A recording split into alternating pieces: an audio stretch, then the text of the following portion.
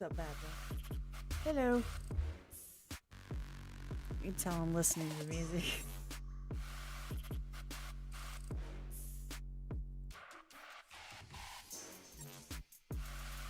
Coffee with cat. Yes, I don't drink coffee. I have it on my non-sponsored drink though.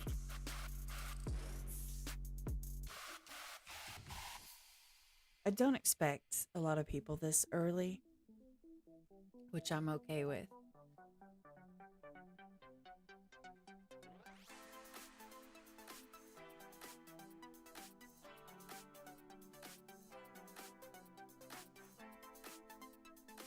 Hello.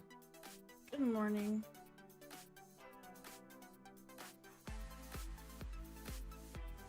It's kind of looking for a different vibe.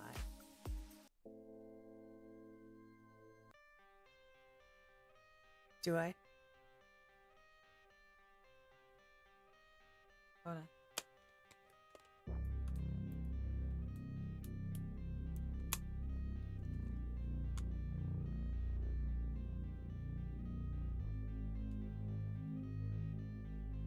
Is it bad?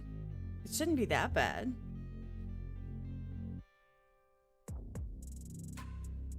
Is it still bad?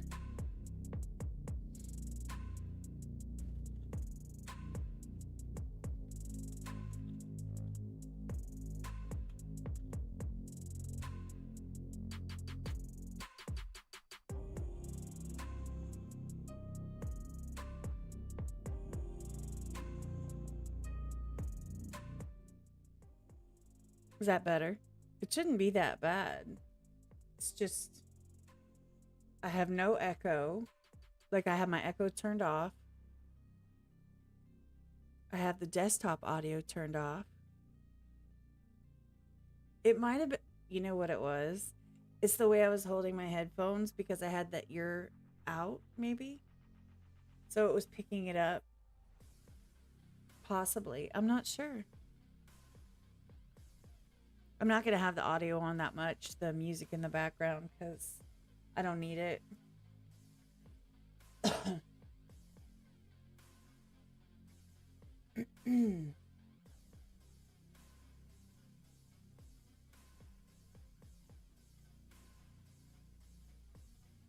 I'm just scrolling through like YouTube a little bit. Oh, you can't even hear it now. I'm scrolling through YouTube a little bit and it's funny because the Snow White stuff is everywhere. And here's what's really funny to me.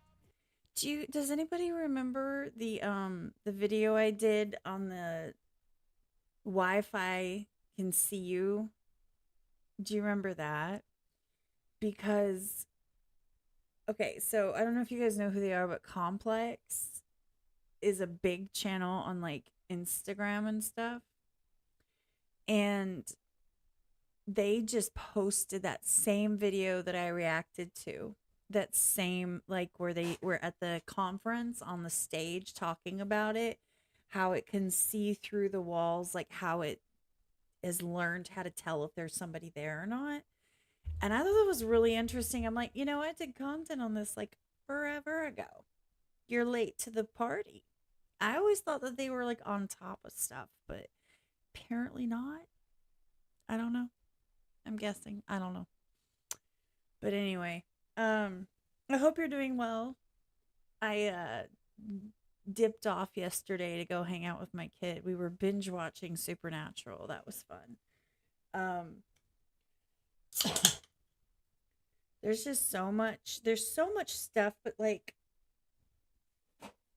I could scroll through the internet and bring up like internet pages, but on the flip side, like that's tedious and obnoxious and a pain to do. It's easier to watch a video and kind of use it for talking points, but on the flip side, I'm not a big fan of always using videos. Like I don't necessarily want to react. I don't know how to put that. Like that's not my go-to. That's not my goal, I guess.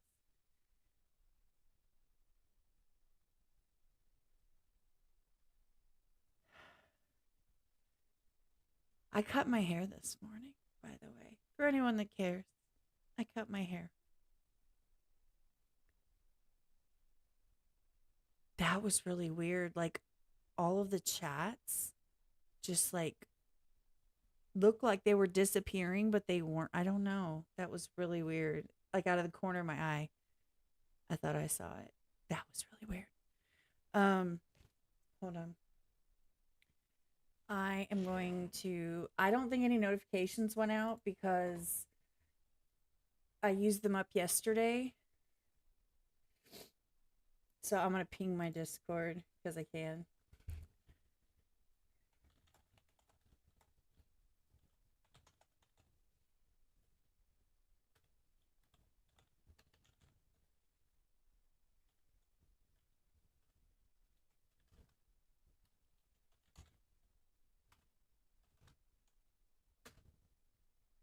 There. Just because I can. Oh, you did? See, I'm not crazy. I'm not crazy. I was like, I saw something happening out of the corner of my eye. And by the time I realized what was going on, I didn't know what had disappeared. And I was like, did somebody like go away? Anyway, I cut my hair this morning. I don't know if you guys saw. So I'm going to show you the difference. Watch. Just because I want to and I can. I'm going to show you the difference. So I'm going to go to my profile on Instagram. I posted this picture. I took this picture and posted it yesterday. And then I'm going to show you what I look like now, obviously. It doesn't, you probably can't tell, but I'll show you. Actually, I know you can. Give me a second. Okay, so there's my picture from yesterday. And I'll show you. It's still long right here. It drives me crazy. I'm probably going to cut another like, good morning, Austin. Good morning. Probably going to cut another like this much off, but can you tell the difference? I chopped it this morning. That's why it's still wet. Cheekbone. Anyway. Were you watching that video from yesterday? Because I talked about cheekbones. I have them. What's up, AJ? I hope you're well. Good morning. I hope you guys are doing good. I was going to try to peruse the internet. We will see how this goes. I don't necessarily want to go through every one of dude's videos, even though I really like them and they're perfect length. Do you know what I mean? Like, and there's some pretty good topics and stuff, and I like that, but I don't want all of my content to be all of his content. Does that make sense? What's up, Wallflower? That you did get it? Oh, did you get it from the Discord? I bet. I bet. Because I know that I didn't have any notifications left. I don't think. I'm not sure. I don't remember. You see, my head went blank. Ow. Oh, but get this.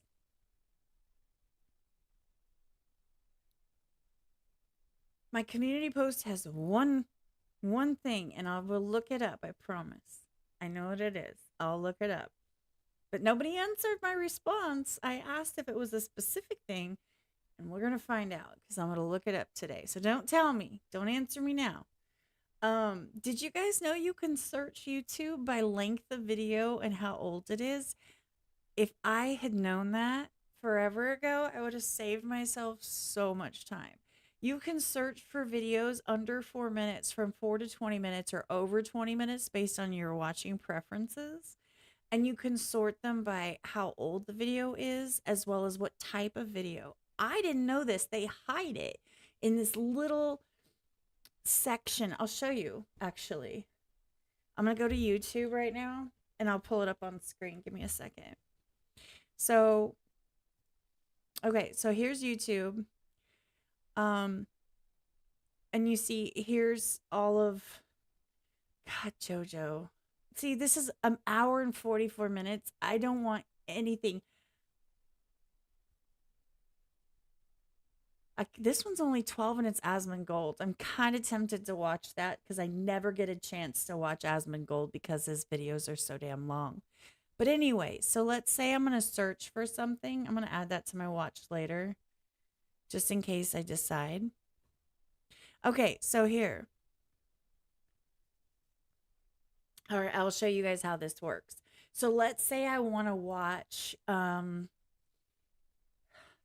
guys, topic, any topic. I just my brain just went blank. You can see what I look for, okay?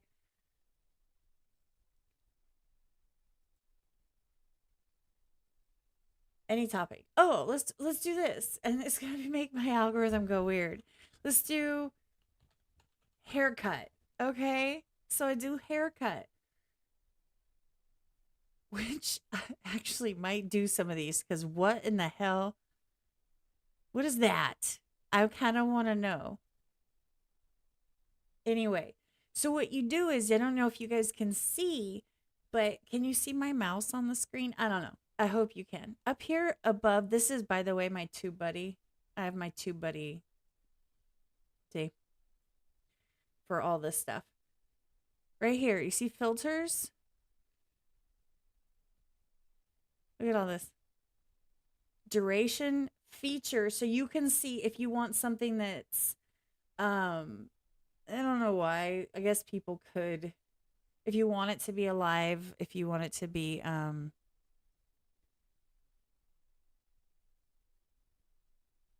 under 10 hours long. Upload date, view count. So you can see like the most viral videos, the rating. I don't know what the rating means, but okay. Maybe it's the thumbs up. I don't know. If you want a playlist, a movie, a channel, so like you can look for a video and then have a movie title and then have like a movie and then like the upload dates and everything. So surprise you guys, just in case you didn't know. So there. I might make a short reel about it because I know a lot of people don't know. And here's the thing, you guys. I think that knowledge is power, and I love to tell people something they didn't know to help them. Like, I think that people are like, not going to tell anyone how that works. I think that that's kind of wild. I think that, shared knowledge is awesome.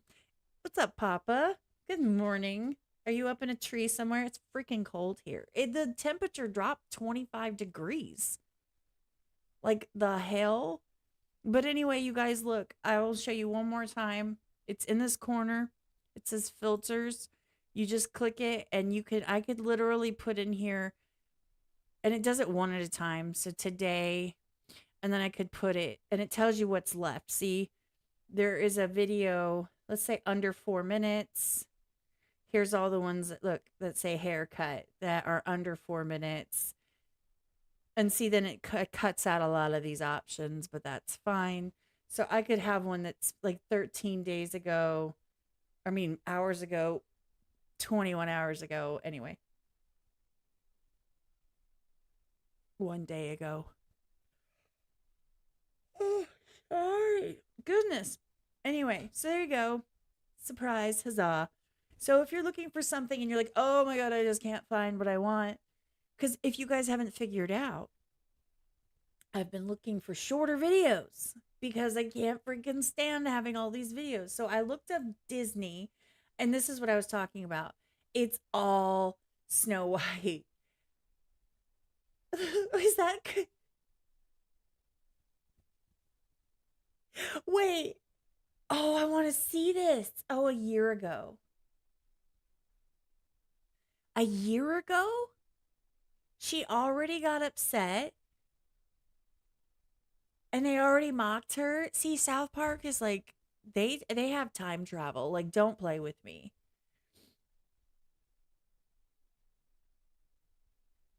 Disney's first Christian characters not for Christians. I'm y'all, I'm not surprised. I'm surprised they would use a Christian character. In fact, I'm going to go down to this month. Actually, I lied. I'm going to go to this week.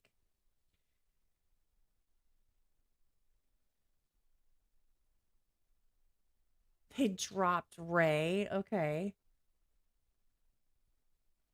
What does that even mean? 6 Disney adults versus one secret January 6th. Oh, they're trying to figure out who's who. That's funny. Not something I would ever. I know. Okay, look, there's her face. Look. There's her. Look, they found another one. I can't make this up. Like, honey, they're going to take bad screenshots of you.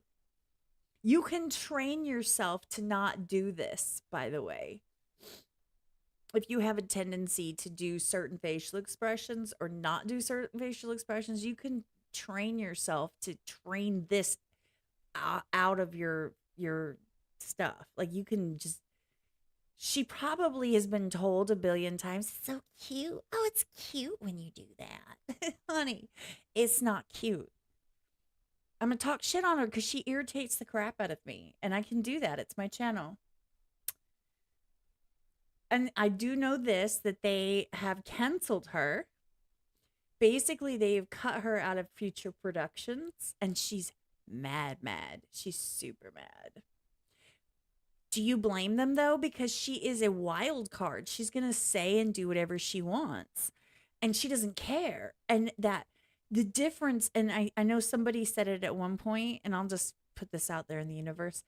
The problem is not that she's just an obnoxious ass human being, because there's a lot of obnoxious ass human beings who make a lot of money and who are cast in all of these things. The problem with her is that she uses the promotion for these movies and stuff to push her agenda. So when she's literally like cutting off half of the fan base or part of a major chunk of the fan base because she's using the promo for the film for her propaganda. And this goes for anyone on any side. I don't care if people are like, oh, you're conservative, so you have a problem with it. No, I'd have a problem with it on either side. I think that actors and actresses need to stay in their fucking lane and shut up. Now, there is a difference if they're coming at it from their own channel and their own perspective. Do you say what you want to say? But to use a children's movie to push an agenda and propaganda and like, what is wrong with you? Of course, like I've said a million times, the writers are trash. They need to do better. They literally are like, okay, we want to make it as cool and modern, and then they go immediately to some type of propaganda. And I'm like, how about you add a cell phone? Snow White has a cell phone now. Look, you're modern. Who knew? I'm just saying. You guys know how I feel about this. And the more that I do this, the more kind of ranty I get because it irritates me. And yes, like duck lips, because you train yourself to do this and you can untrain it. It's a habit. And it's just, it's a fact. Sorry. Okay, remember I told you yesterday that my pop keeps trying to like leak everywhere? That's what I mean. The fizz makes it go back up the straw and then it starts like pouring onto my desk. It's really weird. See, it's Snow White, Snow White, Snow White, Snow White, Snow White, Snow White.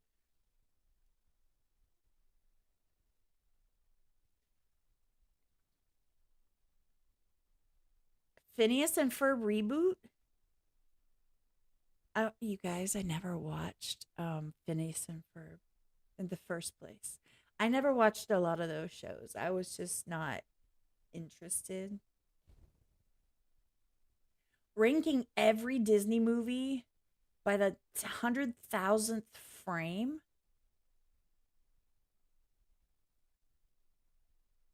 That's actually kind of cool. Look, see? There's her. There's her. There's her. There's her. And this is just saying Disney. I didn't isolate her. I'm not attacking her, but there's her.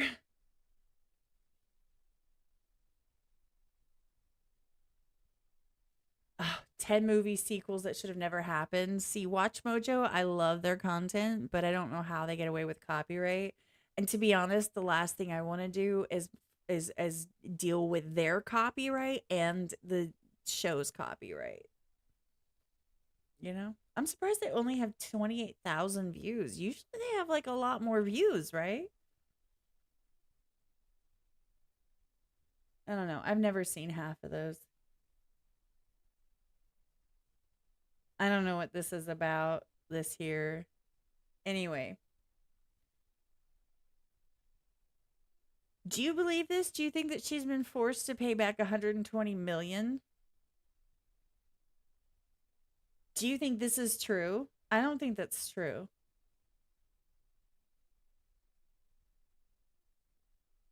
They cancel her cousin, her white cousin. That's funny because they know that's going to trigger people.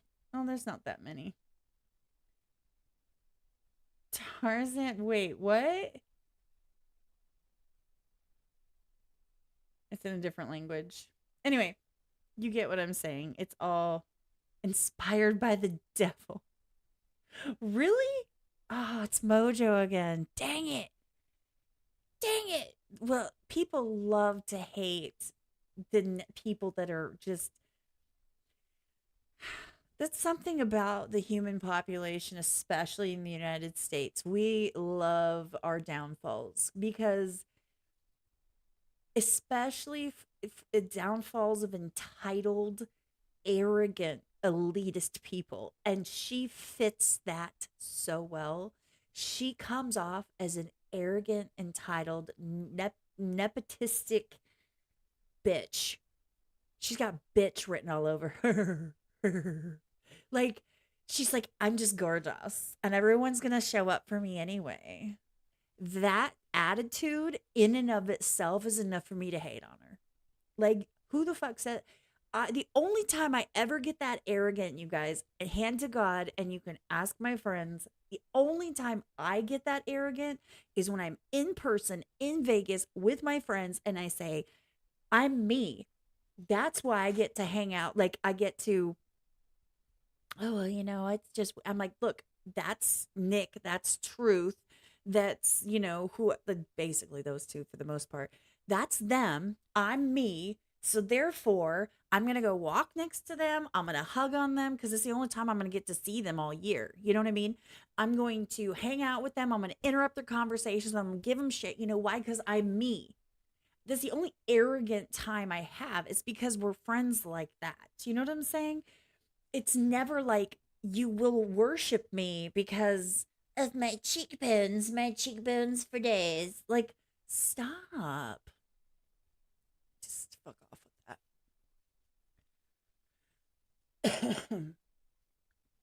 Anyway.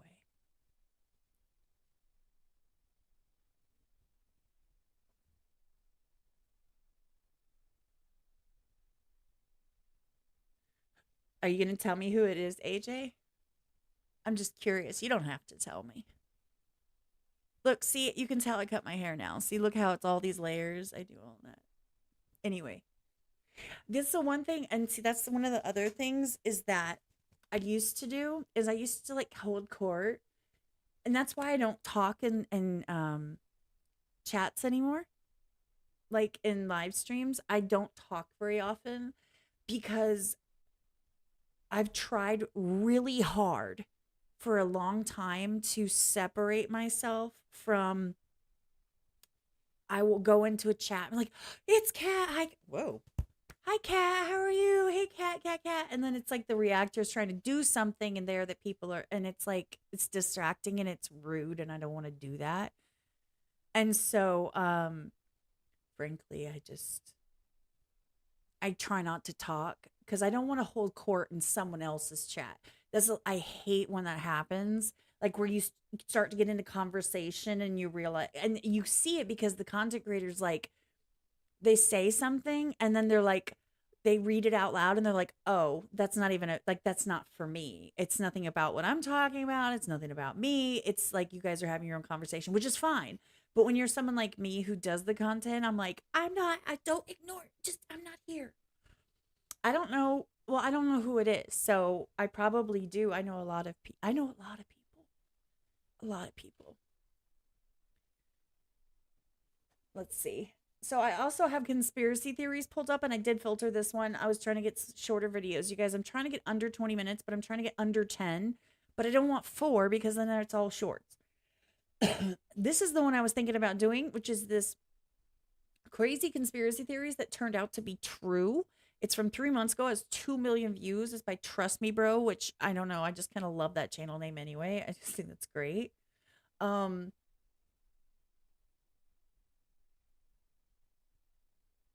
yeah, I was thinking about doing this one. What do you guys think? This one's only 16 minutes. And if I let it play a little bit more than usual and I don't talk as much, I might be able to get through more of it.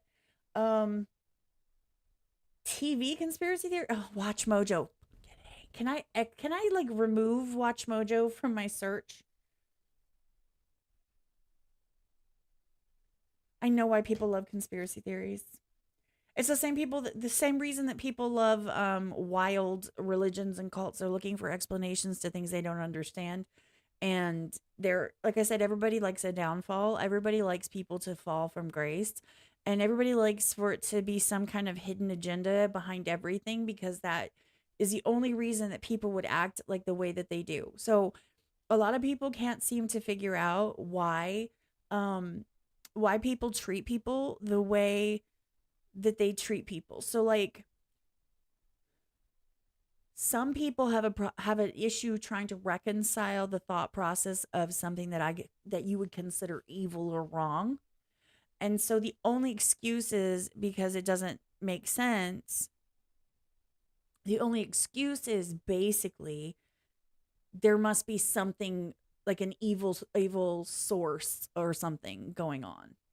Like there's got to be some kind of outside influence, because it's really hard to reconcile like that type of behavior with reality, to say someone would really be this heinous and evil. So you have to put a name to the evil. And when a lot of people, for example, when a lot of people, like a lot of celebrities and stuff, are all acting the same level of like wild and evil, it's got to have some, like there's got to be something in the water, right? There's got to be something that is influencing. So a lot of times some of these do stem from not understanding what's going on and trying to find a reason. However, there's so much unexplained stuff, and I think the worst part is that we know there is an explanation. We just don't know it. And so your brain can go anywhere. It can decide this is what I think happened, and you just, I don't know. I don't know. I just think that people like conspiracy theories because people want answers, and conspiracy theories, even as wild as they can be, are fun because what if it's true? You know? Because conspiracy theories, even if they're like completely wild, they stem from some truth, you know? Oh, one of the other videos that I spotted this morning that I wanted to do but I haven't done is hold on, let me find it. I wonder if I put it in my watch later. I don't think I did.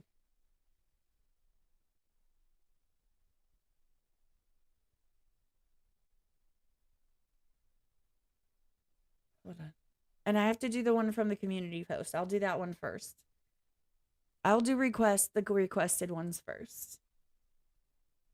I'm still deciding on the whole doing a fundraiser sometime.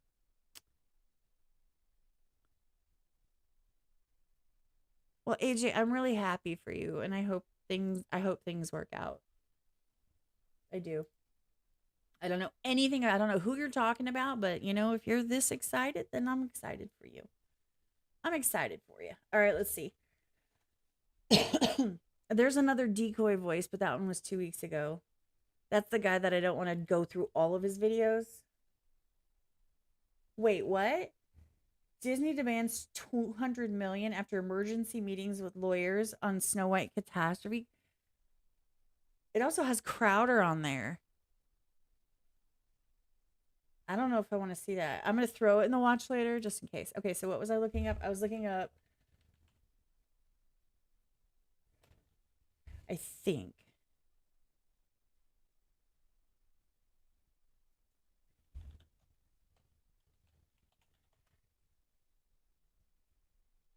Let me look for here.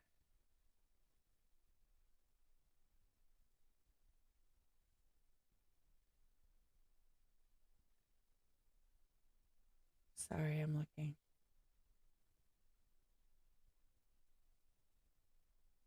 Okay, that's kind of cool. Every generation explained in 10 minutes.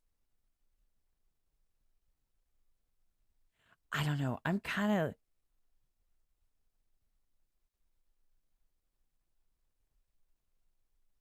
dude, I'm kind of like interested. Okay, I'm kind of down this rabbit hole. This is kind of cool, you guys. I'm going to show you. Look. So this one is every generation explained in 10 minutes. I think that sounds interesting. This one is every banned book explained in 10 minutes, in 15 minutes, I'm sorry. Every human extinction cause, and I don't really care about that one as much. I kind of like, I feel like this is all the same person with the type. Look at their thumbnails. The analyst, the paint explainer, the evaluator. It's very interesting that they have these icons that are very simple little doodles, and they have a the and then a name. I think these are all the same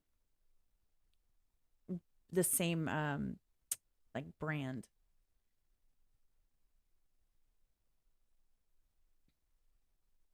Ooh, every mental complex. I'm kind of low key interested in this one. Okay, so here's what I'm going to do. I'm going to pull up all the videos that I want to boop, boop, boop, boop, boop, boop, boop, boop, boop, that I am interested in possibly watching. Oh, that's not what I meant to do at all. That's not it either. And it's shouting in my ear. There it is. Goodness. Okay, so there's one. What was the other one? Eh, I don't really care. There's this one. Oh, I like the infographic ones. It is the same dude. See, thank you. Oh, you've already seen all of these. Then what the hell? You know what? I don't care. I haven't seen them. So there. Now I have to go. Now I have to go to. Isn't it fun? You guys get to be a part of all of the things it takes for me to do this stuff because I never get ready ahead of time.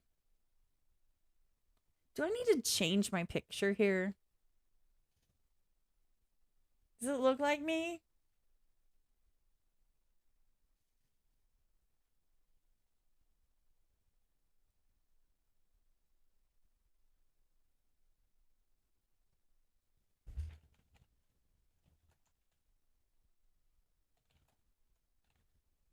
I knew it was. I knew what it was. I told you. Did you see my reply? I knew exactly what it was. They catch them with their arm. I've seen noodling before. I know what it is. I've never done it. I have no interest in doing it. But, and I think it's really kind of gross, but I know exactly what it is. We'll do the noodling tips. How's that?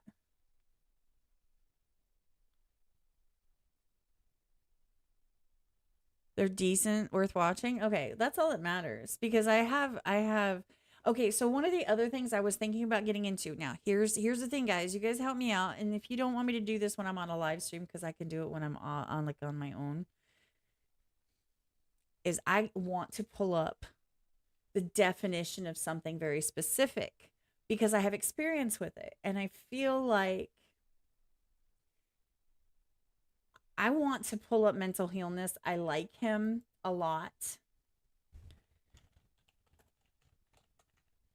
Lee Hammock. Um, I am subscribed. Good. It's about lots of stuff about narcissism. So anyway, it is what it is. Was I gonna do any off of this one? This one. That's the one I was gonna do. This one's okay. So this one's kind of long. Let's put that here, here. Okay. I'll do this one first if that's the one. No. I get it. I knew I was pretty sure I knew what you were talking about. I thought maybe you meant something different that I didn't understand. But you do. You did. It is. It's a thing. I don't know. Fuck. Sorry. Did you see my brain just glitched right there? Sorry.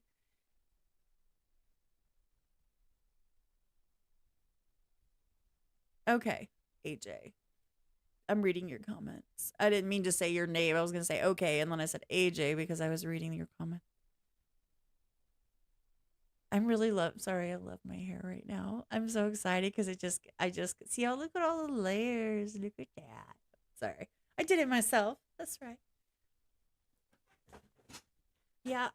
Ew. Yeah. And if anybody ever suggests me to do anything spider related, I will literally ban you. Like, that's not a thing ever. It's also banned in my Discord if nobody's figured that out. Read the rules. Arachnids are specifically banned. Anyway. Do you have a preference on which video? I'll just pick one. I'm going to pick a short one. I'm not going to pick like a 20-minute noodling video because. And she's beautiful. Is that what it is? Is that she's so pretty and everybody likes that she's so pretty? We're going to do catfish noodling tips because I need those. We'll do the catfish noodling tips. I need tips on how to noodle because I don't know how to do it. So, if just in case it ever comes up in my lifetime and I need, in a pinch, I need to noodle, I will know how. Allegedly. So this is the first video. I'm just going to click this one. Give me a second. Let me get it pulled up. She's very cute, and that's awesome. I mean, and people love seeing like badass redneck chicks. Like they love it because it's cool that girls like are like the tomboy, but they're still girly. Unlike, we're not going to get into that whole subject. I'm just saying. So anyway, here it is. I'll pull it up. There it goes. Catfish noodling tips with Hannah Barron. Hannah Barron. All right, let's go. We got this. This one's only a minute long, and I have literally nothing to say about it. I know nothing about this subject. I don't eat fish. I don't go fishing. I don't do outdoors. Mosquitoes love me, and I don't love them back. It's unrequited. So there. So, Hannah, take it away. Wait, let me turn it on so you guys can hear it. Let me make sure you guys can hear it. Okay. All right, so can you explain what the purpose of the hook is? A lot of folks wonder that, but it's illegal in most states, but it's legal in Alabama. And this is for when you can't reach the catfish. Some of them will be 10 or 15 foot under the boat ramp or whatever, and you can't reach them. So you stick this under there and you hook them. You bring them up to the front where you can reach them and you grab onto them. You pop the hook out, throw it backward. You don't worry about it anymore. You grab the fish. They still fight just as hard, everything. We don't usually even have to have them, but if they're way back in there, we'll use them. What about the sleeve? How's the sleeve work? The sleeve is because I like to stick my hand as far down their throat as I can get it and grab a handful of guts or whatever I can find. And they'll tear your arm up if you ain't got that on. I've got scars from blue cats. Yeah, that's what I thought this was. Okay, well. So the hooks are illegal, except in Alabama. But it's a hook. So if you can fish with a hook, why can't you hook with a hook? Does that make sense? I don't understand. Like that, I don't get that. Like if you can hook with a fishing line, how can you just isn't that just more of a targeted hook? You just have it on a stick and you poke it where it needs to go. And I mean, frankly, you're shoving your arm down their throat and grabbing their ass from the inside. I guess I just don't see why, if any of it's legal, then why isn't any of it illegal? Why is any of it illegal? That doesn't make sense. It's a fish. I don't know. It's interesting. I don't do outdoors, but you know what? Oh, it's illegal generally. Like noodling. Why? Is it because their arm, or is it just because it's very violent? Fish die when you do it, but like, I mean, if If someone tried to stick their arm down my throat and snatch my asshole from inside, I probably would bite them too. I'm just saying, I would probably like attempt to tear them up.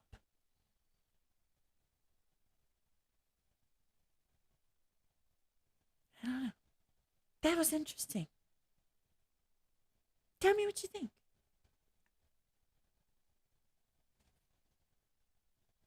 I don't have any, I have no idea what to say now. Nothing, I have no idea. That was awesome though. Like, I'm like just buffering symbol on the forehead. I might actually put that in an editing. By the way, what's up, Lisa? Wick and Mike. Damien, I see you. I see you guys. No, that's, dude, everyone loves a hot Southern tomboy chick. Everyone loves that. Even women love that because we just love being like, yeah, she's badass, but she's cute doing it. And we know we can't pull it off, so it's even better. Do you know?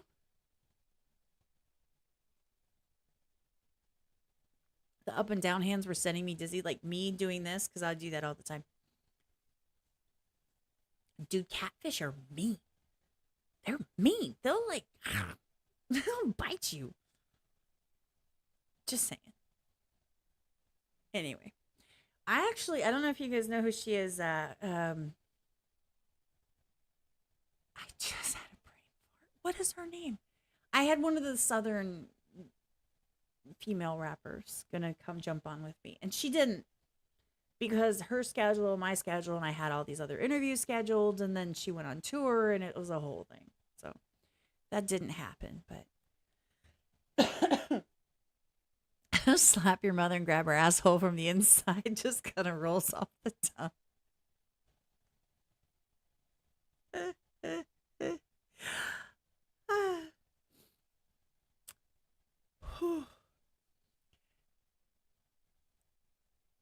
Freak you, dumb butt.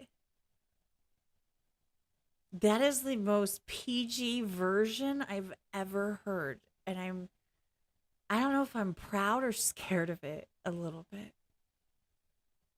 Oh, A Cow. I see. I don't know these things. I don't. Someone posts like outdoor content, and I'm like, skip, swipe. I'm like, no, no. Okay, so I have a bunch lined up now, you guys. So I'm gonna do a couple. And hopefully we'll find some gold, right? And maybe I can make it through a video without talking for longer than the video's length. That's my goal, you guys. Oh, no. Lisa, do you know how many times in Truth Chat? Like I told him yesterday, I told him what he could do. And I looked at it on his screen and it was missing. That's why I told him, I think you have your safe space turned on. Because it was missing. On my screen, it was right there, but on his screen, on the, like up, it would be, I'm pointing here because that's where it would be on his screen when you're looking at it. It wasn't there. And I was like, well, that took away all the oomph because I literally was like, oh, fuck you, Truth. So, yeah, I don't know. By the way, for the record, I have a big problem finding good still shots for thumbnails from my videos because my mouth is always moving. And if my mouth isn't moving, my hands are moving. So then you have a nice face picture, but the hands are doing this, so it's blurry and it ruins it. Talking from experience. I told Truth this morning, I was talking to him right before I went live, and I said, I spend more time on your thumbnails than my own because I don't care. I'm just like, that works. Here we go. I have to, okay, I need to copy and paste this link into my Discord for myself.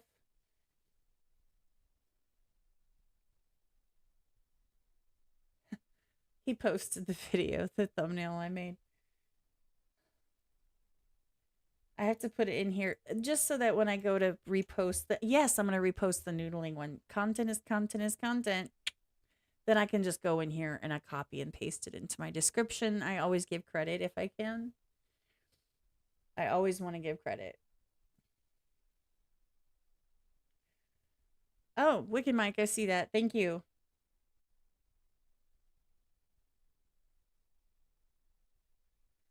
Eh,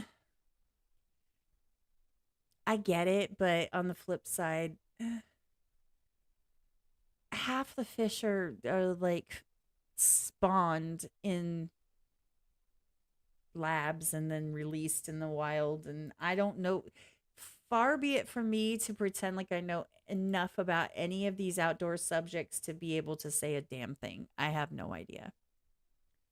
No idea. So I want to do the crazy conspiracy theories that turned out to be true. And if it's lame, I'm going to say it's lame. By the way, okay, guys. Oh, surprise. Oh, surprise. I know you guys remember yesterday, and I already posted it. I did a review for a show that just bombed. It was trash. I made it less than 2 full episodes in. It was unlikable. I didn't want to see any more of it ever. I what I told you, I keep searching for shows to watch. Um and I found one that is good. And I was so excited because it was the exact flip of the Pulse, which I reviewed, so that other people wouldn't get stuck watching it and have to suffer through even one episode of that hot mess. So I found this show. Okay.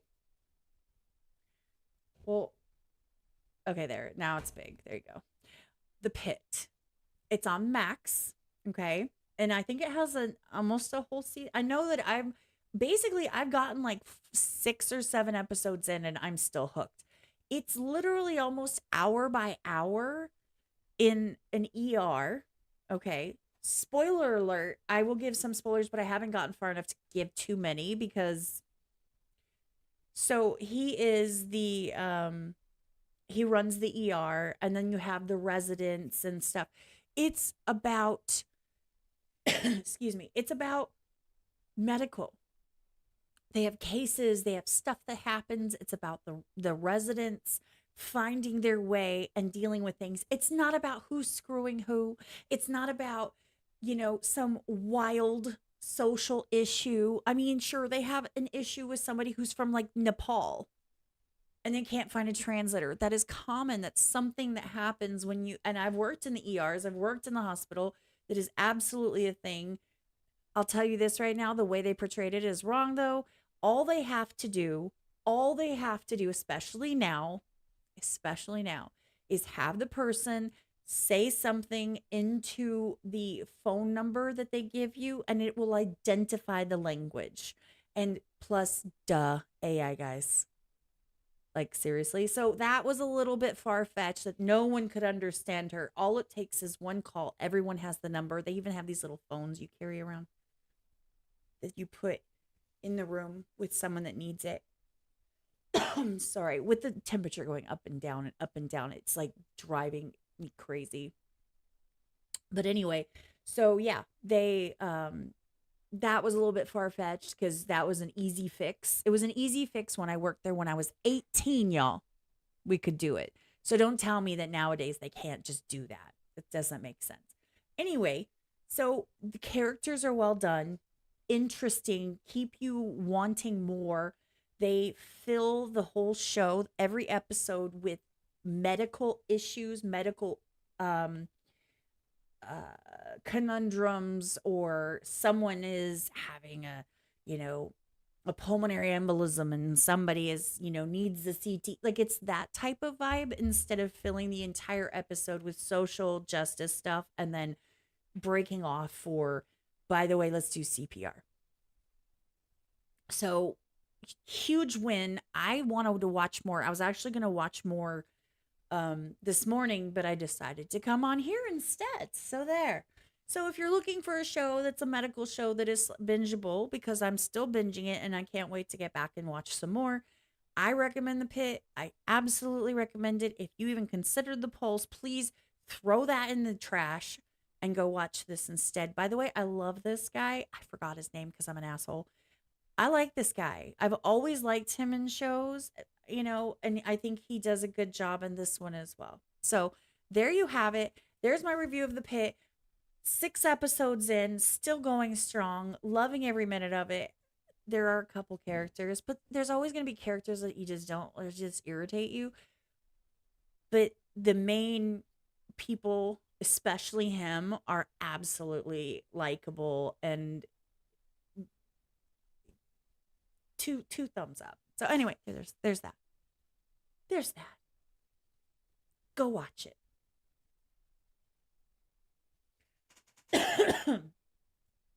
I had to find something else because the pulse was just, I needed a palate cleanser. Good morning, Osit. I don't know if I'm saying it right. Good morning, Buster. I hope you guys are well. I hope you're doing good today. Yes, I chose you guys. Now, here's the thing. I might actually go run and go to the bathroom real quick before I started on these videos, because that's my luck, is that I'll get halfway through the video and then I'll be like doing the potty dance. I'll be like, oh, this is a good video. And I'm just sitting here going, because this is my second non-sponsored drink. Buster, do I need a camera for my drink? I'm giving him shit. Sorry. I'm going to Google it. I'm going to ask ChatGPT how to pronounce your name. Honestly.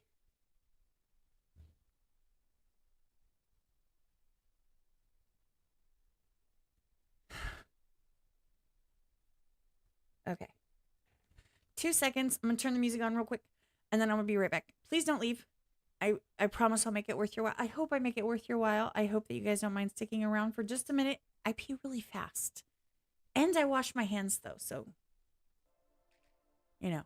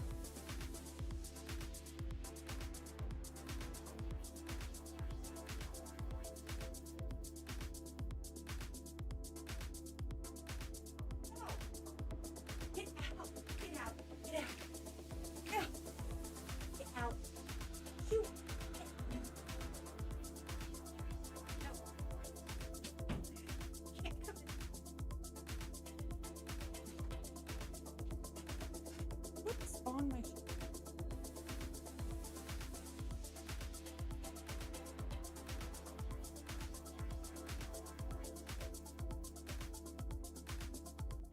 Did he sneak in before just now? Did he just sneak in? That's funny, because I was in there and I was talking to Bailey because she's awake. And I was like, Bailey, this, that, and that. And I'm like, he can't come in. And he was in the front room, like, he was puffed up. And I was like, I'm going to stick my foot up your ass. And that'll make you arch your back at me because you'll have a foot up your bum. And then he ran in front of me and came in here, obviously. Okay, I'll ask ChatGPT how to say it. Give me a second. Sorry. No. Here. How to pronounce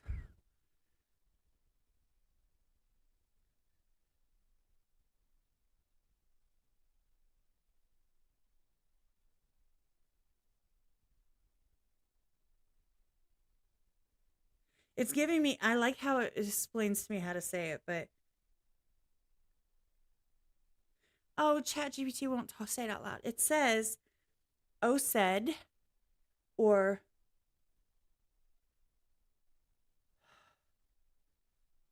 Usaid. Usaid.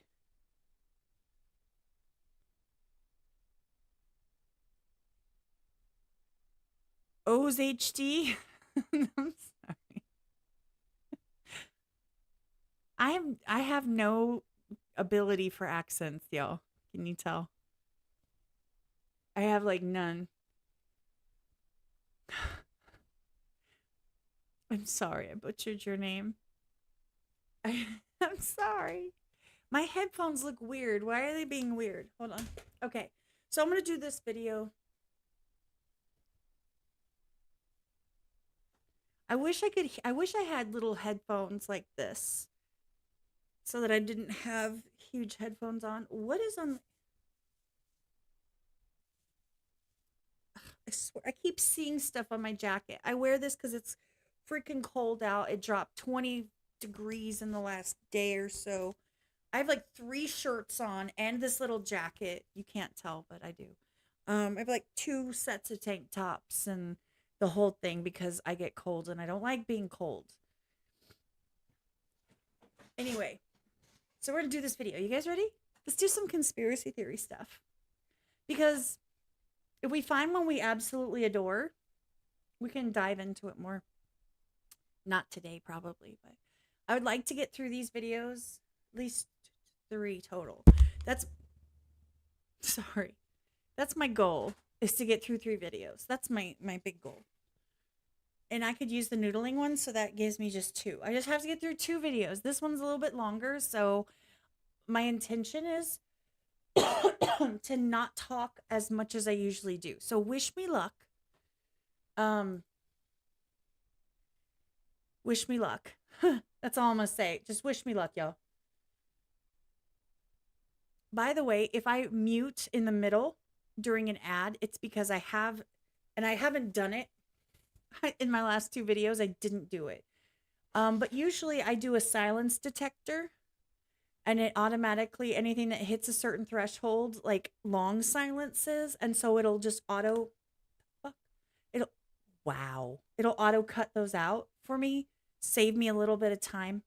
Or you'll see me doing something on the screen, and what I do is I search for it when I'm editing, and then I can use that to edit easier. Like spikes in sound, that will make a spike on the sound. This is noticeable if I hold it for a couple of seconds. It creates a bright spot in the film reel, like for me to clip right to it. It just little tips and tricks. I try to convince people I edit for to do that for me. They don't listen because they're not thinking. I also say, take a breath. When you're going into a new subject or a new sentence, when you're done with one and moving on to another, stop, take a breath, and then do it. So I have somewhere to cut cleanly. No one listens. Just saying. Anyway. And I'm sorry about the coughing. Like I said, I'm not used to the temperature change goes crazy. And then what happens is I sit in my car and then I have the heat on, but then it's like compressed. And then I get all like, I try not to. I don't have a mute button like I used to just like mute my mic. but I try to be subtle, and I'll be like, you'll see me like do this. I'll be like like that, and you won't hear it, and that's because I'm actively trying to mute it. Okay, so let's do this. This one is by Trust Me Bro. I love that channel name. I think that's a great name. Trust me, bro. It just makes you want to trust them, right? Like anything they say, I believe. That's it. So this video is called Crazy Conspiracy Theories That Turned Out to Be True. Here's hoping that there's not a lot of mainstream music in it for me to have to deal with. Not like it matters. I'm not monetized anyway. It's all good. We're fine. Okay. So here this is. Look at the cute little dude in the bottom.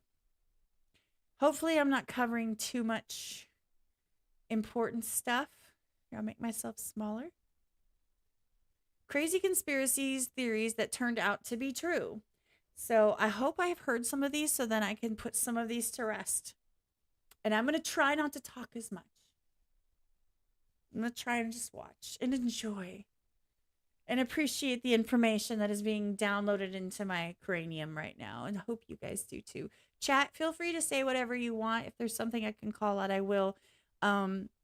Talk amongst yourselves. I am watching. I am paying attention. So don't ever think that I don't see what you're saying. I promise you I do. I just, I'm attempting to be slightly professional.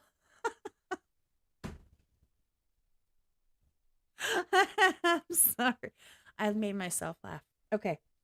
Here we go. Professional.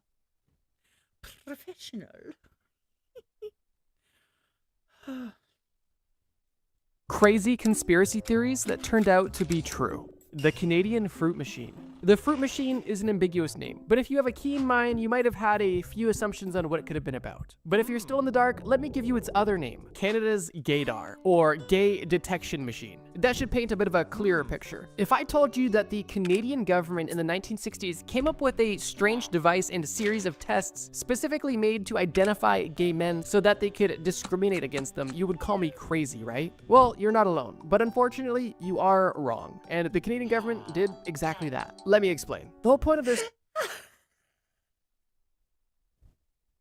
That's it. I'm done. That's it. I'm done. Video over. That's it. Who knew? Did you guys know this? Did you know this?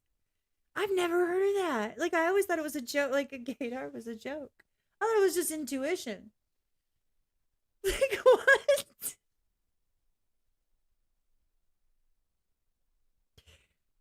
I'm going to continue. That's how I feel inside right now, is this.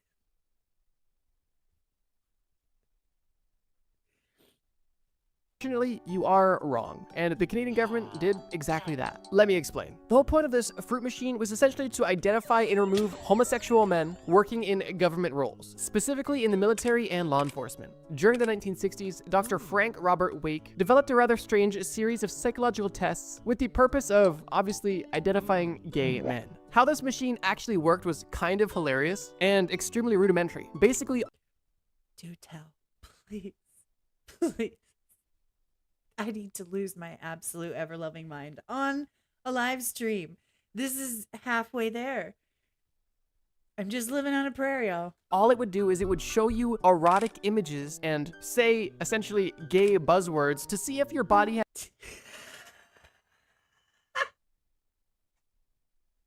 Wiener.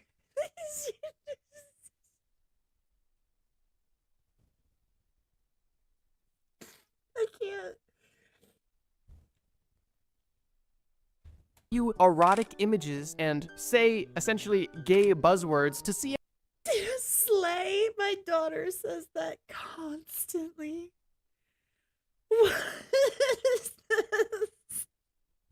if your body had any sort of positive reaction to this stimuli. One of the markers they were looking for was a dilation of the subject's pupils, among other things. This was essentially the equivalent of a lie detector, but instead of detecting lies, it was detecting the big gay. Regardless of its ineffectiveness and rather strange methods to begin with, the results were taken seriously and led to the firing and discrimination of thousands of people, which unfortunately led to a huge rise in suicides, which is just heartbreaking. This entire project was discontinued in the late 1960s, making this entire fruit machine fiasco very short-lived, at least relatively, but the impact was still long-lasting. On top of the jobs and lives lost, the RCMP, the Royal Canadian Mounted Police, still continued to collect files on suspected gay people for years after this project was concluded. So if you're ever with a friend and they say, that guy's gay, I can tell because I have gaydar, tell them you don't have gaydar, the Canadian government had gaydar, and they used it to discriminate, whether they were gay or not, as any little twinkling of evidence was good enough for them, and this had huge impacts. Then just sit there and awkwardly look at each other for a few minutes, and if they ask you how you knew this, you know what to tell them. Trust me, bro. Okay, so you come back. Someone's like, I think my gaydar is broken. And you say, no, it was just discontinued because people were using it to discriminate. It's like, what? That's crazy. I'm sorry. I'm sorry I'm laughing. I understand that it's not funny. Discrimination is not funny. The fact that the Canadian, the flamingly pro any letter in the alphabet Canadian government created a gaydar to discriminate against people is ironic in every way. In every way. It's crazy pants, but funny, but crazy pants. So basically, they would show like gay or naked men, and I don't know why, slay, and someone goes, oh, boing. They're just like, yes, slay. Like, and they just get hard over that. Like, that word does not do that, I don't think. I don't know. That's funny. Like, you just wait to see if they got an erection. Like with a spyglass, they're just staring like deep in their eyes, like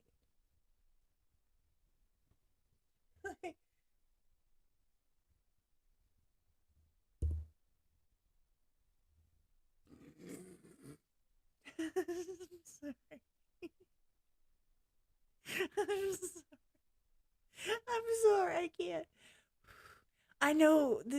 Okay, so please just understand. I'm not making fun of people using. You guys know. If you know me, you know. And if you don't and you want to be mad at me for losing my ever loving mind and laughing about that, then I don't know what to tell you. Then this is not the place for you to be, because there's a lot more of that shit coming. Just saying. Love you guys. Okay, here. Let's continue before I cancel myself. The gay bomb. What? Just I hit play and this is what comes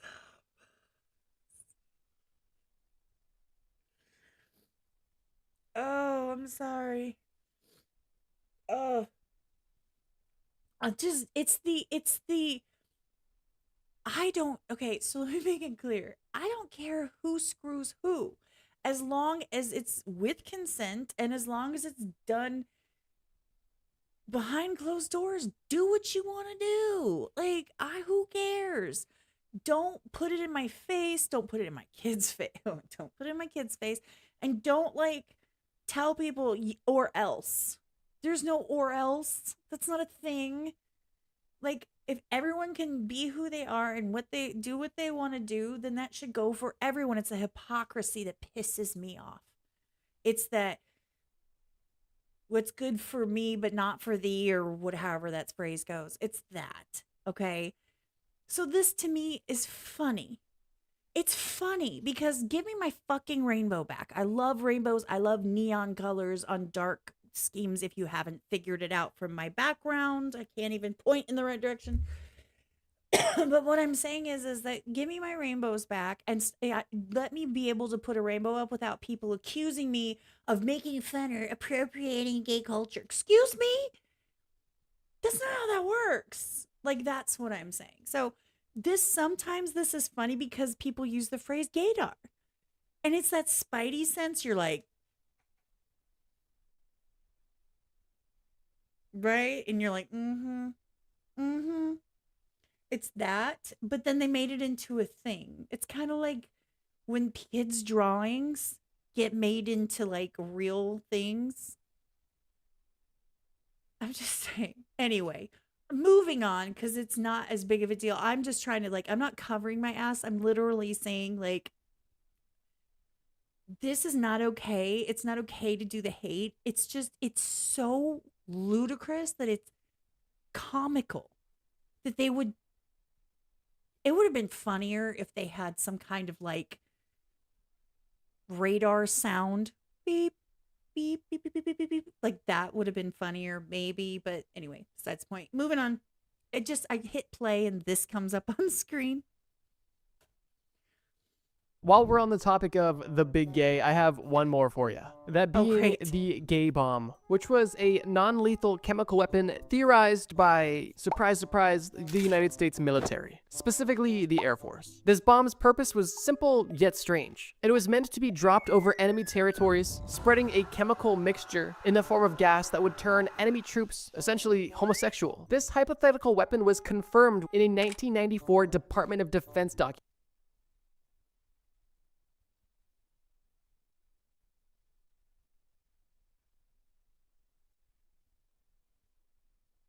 I'm reading, you guys. Can you still? I'm reading. It says, chemicals that affect human behavior so that discipline and morale in enemy units is adversely affected. So basically, take away their inhibitions, right? When distasteful, but completely non-lethal, well, they're trying not to kill anyone, would be strong aphrodisiacs, especially if the chemical also caused homosexual behavior. Another example would be chemicals that made personnel very sensitive to sunlight. See, so it literally, these are just like, they're spitballing, you guys. They're spitballing and they're like, we're going to get them all like horny so that they can't think straight. And bonus, if they're so distracted screwing each other that we can just like take over. Also, let's like make them vampires.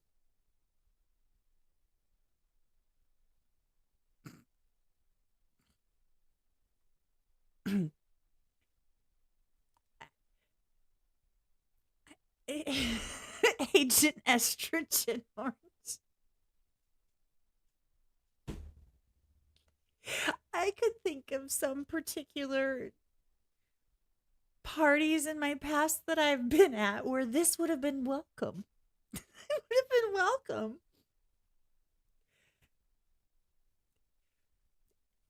Moving on. This is one of the best videos ever. I'm going to save this forever.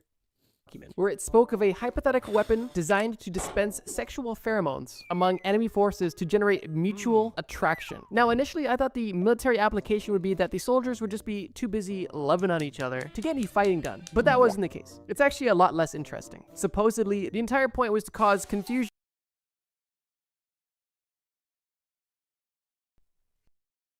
Did you hear the background music? I can't. I'm sorry. I gotta.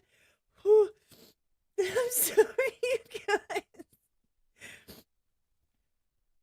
This is Done. But that wasn't the case. The implication would be that the soldiers would just be too busy loving on each other to get any fighting done, but that wasn't the case. It's actually a lot less interesting. Supposedly, the entire point was to cause confusion and panic amongst these troops, reducing their effectiveness in battle. Picture this. The year is 1993. You and your friend are sitting on the couch watching the movie Sniper, which just came out. When all of a sudden, you say to your friend jokingly, I bet the US government's probably thought about making bombs that would turn the enemies gay. You and your friend have a chuckle and continue the movie. However, the following year, you are hanging out with the same friend again, and instead of watching a movie, you are doing something that every teenager does, reading a Department of Defense release, when all of a sudden you see actual confirmation that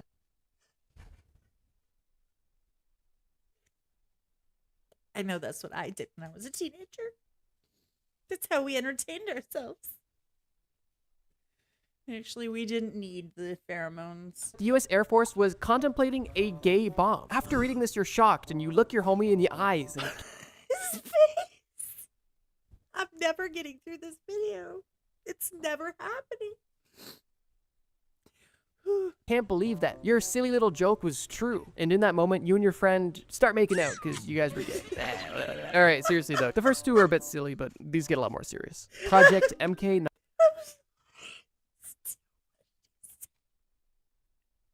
Your silly little joke was true. And in that moment, you and your friend start making out because you guys were gay. All right, seriously though. I'm sorry.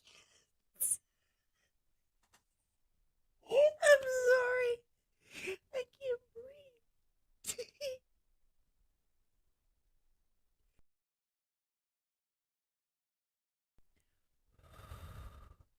This is a really well done video. This is very entertaining.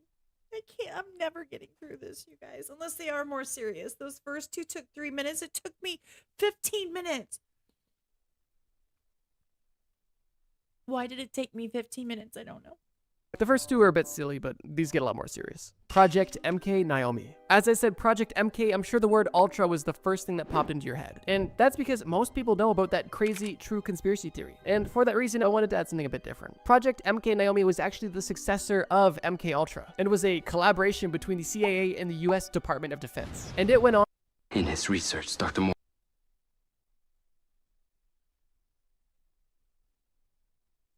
for almost 2 decades, from the 1950s to the 1970s. The entire goal of Project MK Naomi was to gain a deeper knowledge on chemical and biological warfare weapons, specifically to determine what substances would kill people and what chemicals would do what to people. Once the CIA and Department of Defense had a list of chemicals and a list of reactions ranging from irritation all the way to death, they then started focusing on unique delivery systems for these chemicals, most notable of which being dart guns, specifically dart guns either filled or having their tip coated with these specific chemicals, with one of the most famous examples being the heart attack gun, which was, like you may have guessed, a gun that shot a dart at a target that would, shortly after injection, cause a heart attack in the victim, making a very...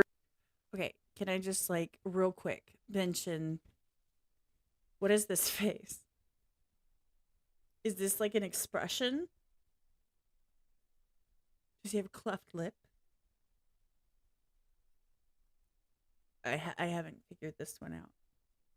A dart at a target that would, shortly after injection, cause a heart attack in the victim, making a very intentional death seem accidental. And it's no doubt that these weapons would have been very useful for spies, especially during the Cold War, when tensions and the need for a good spy was at an all-time high. And if you're for some reason unfamiliar with Project MK Ultra, it's basically the... I mean, I don't think the need for a good spy ever devalues. I think that's always like a thing. Right. Good spy was at an all-time high. And if you're for some reason unfamiliar with Project MK Ultra, it's basically the government using LSD on non-consenting individuals to try to test mind control as a very basic elevator pitch. But I'm assuming most of you are aware of that one. USA's fake Cuban attack. This video is quickly taking a very dark turn, but that's kind of how these lists go. In 1962, during the Cold War, the US wasn't just tense with Russia, it also had growing tensions with its southern neighbor, Cuba, specifically because Fidel Castro had risen to power in Cuba and was a rather large proponent of communism, or at least kept a very good relationship with Russia. During this time, the US experienced the Cuban Missile Crisis, which simply put was Russia putting their nukes in Cuba because the US had put their nukes in Turkey and Italy. This situation was scary, but it was resolved safely. However, the US did not forget. I missed that. Sorry. I literally heard what he said, but I didn't catch it. By the way, this face is adorable. And why does he have a bone for a mouth?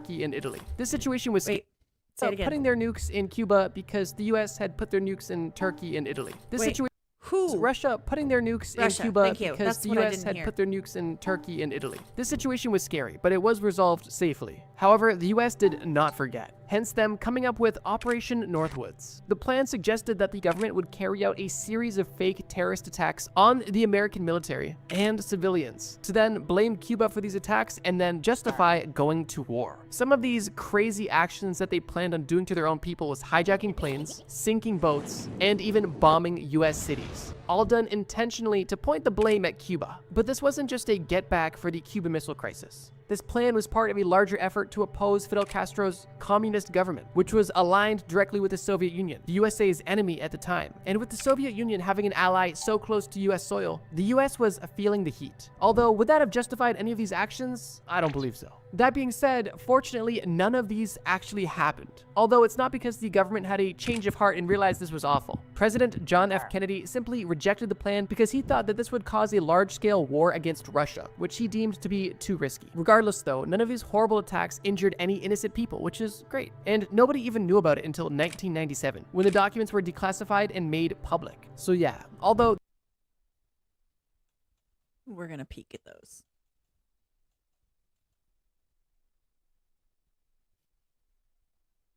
Okay, I'm going to read off of this screen because this one's too small. I know you guys can't see it. So I'm going to read part of it. I'm not going to read the whole damn thing.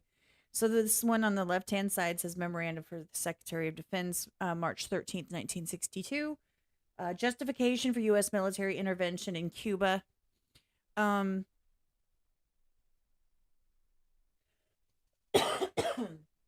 I'm leaning over to read closer. Sorry. That's where I went.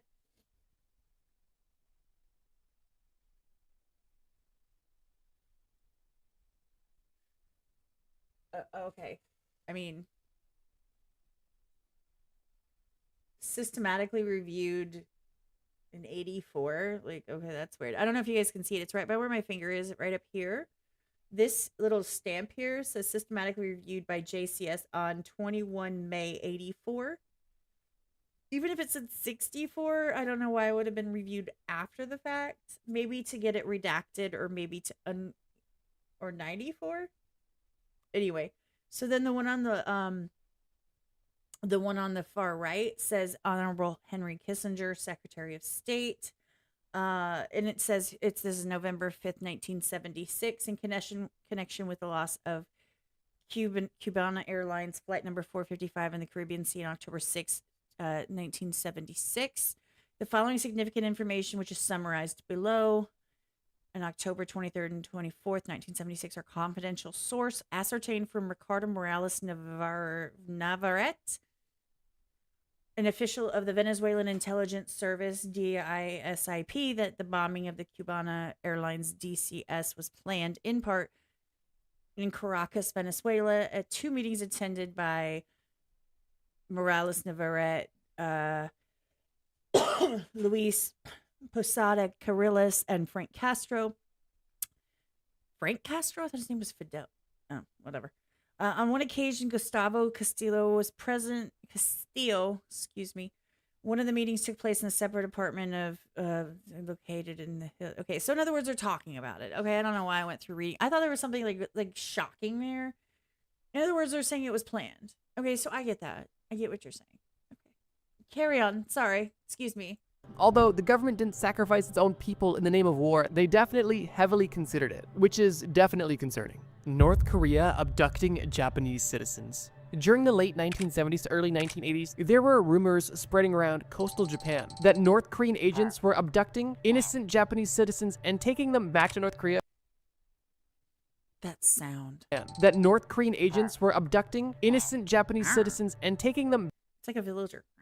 back to North Korea for a plethora of reasons. This rumor even gained government attention and was simply brushed off as a conspiracy theory that had absolutely no merit. That was until it was proven to be right. Between 1977 and 1983, North Korean agents were doing exactly what I described, abducting Japanese citizens from coastal cities of Japan and taking them back to North Korea for a multitude of reasons. And these people weren't your typical abduction victim. They weren't prostitutes or homeless or anybody who seemed potentially vulnerable. They were seemingly chosen at random, making this even more scary and bizarre. The Japanese government officially recognizes over 17 victims of North Oh, RIP to them. By the way, because they didn't tell me Korea's why. abduction, although North Why? Korea only claims they abducted 13, which to me is even crazy that they admitted to anything. But some people They don't give a shit. It's North Korea. They don't care. What are you gonna do? Get mad at them?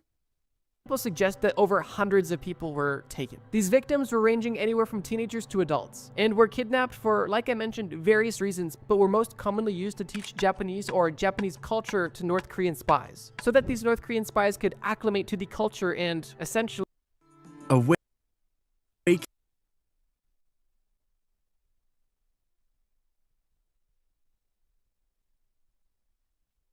literally blend right in. I mean, that makes sense, right? I mean, I get it. I get it. Besides teaching at these schools, they would also provide fake IDs for covert operations, as these people weren't going to be in Japan, so spies could take their identity and use them. The only reason that North Korea ever even admitted to any of the abductions was because after investigations by the Japanese authorities, there was simply no doubt at all that these abductions were happening and that these people were in North Korea. It was only until there was absolutely no one else to blame and nowhere else to go for North Korea that they finally admitted. Unfortunately, there really is no happy ending to this story, and the chances are that these Those graphics are amazing, you guys. I love this. I mean, shout out to them for creativity. This is awesome. that they finally admitted. Unfortunately, there really is no happy ending to this story, and the chances are that these abductions have gone on much longer and there has been many more victims than we could have ever imagined in this situation. And with the way that things are currently with North Korea, it's very likely that they will never be held accountable for literally abducting, torturing, and killing innocent Japanese citizens. The US government poisoning alcohol. It's no conspiracy theory that from 1920 to 1933, the US government banned alcohol, hence this time being known as the Prohibition era, as alcohol was literally prohibited. But besides passing laws and regulations to ensure that no alcohol was being produced or distributed, the US government also took a few additional steps to really... That's fucked up. Okay, so but before he gets into it and explains this, I have a question right out the gate.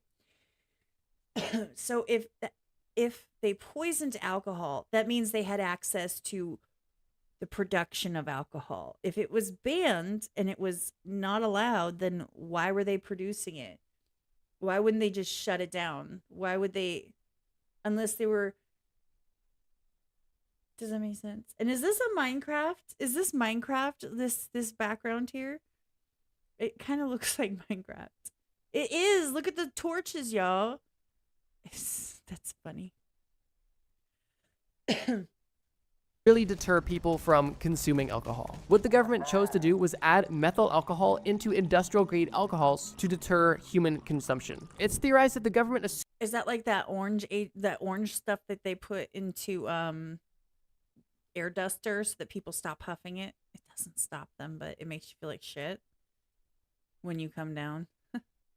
assumed that having these deadly poisons in this alcohol would cause some of these illegal consumers of alcohol to pass away, deterring these bootleggers to sell their product as it was killing their customers. Unfortunately, that wasn't the case, and the bootleggers continued to sell, and alcoholics continued to drink. And unsurprisingly, as a result of this, many people were poisoned and died. And in 1927, in New York alone, there was over 41 deaths confirmed to have come from alcohol poisoning from tainted alcohol, specifically the methyl alcohol. The government used this strategy up until 1933 when the prohibition ended, and it was at that point confirmed that the US government was literally poisoning alcohol, as it was recorded as a strategy to curb alcohol consumption. So yeah, the US was intent curb it. We'll just cut it out completely. No, Paul, I've never heard of that. I will actually I'm gonna write that down just to look into later. I don't know what I just did. I just dropped something on the floor. That's awesome. Okay.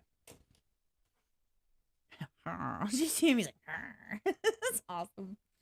intentionally putting deadly chemicals into products that they knew that people were consuming. I find this one a bit interesting because although people weren't supposed to be consuming this, the US government knew that people were going to consume this. So the fact that they intentionally put deadly chemicals into it, to me, is a bit concerning. This might just be an optimistic thought, but I would like to believe that there's a way where you can deter people from drinking illegal industrial grade alcohol without putting literal poison in it that's going to undoubtedly...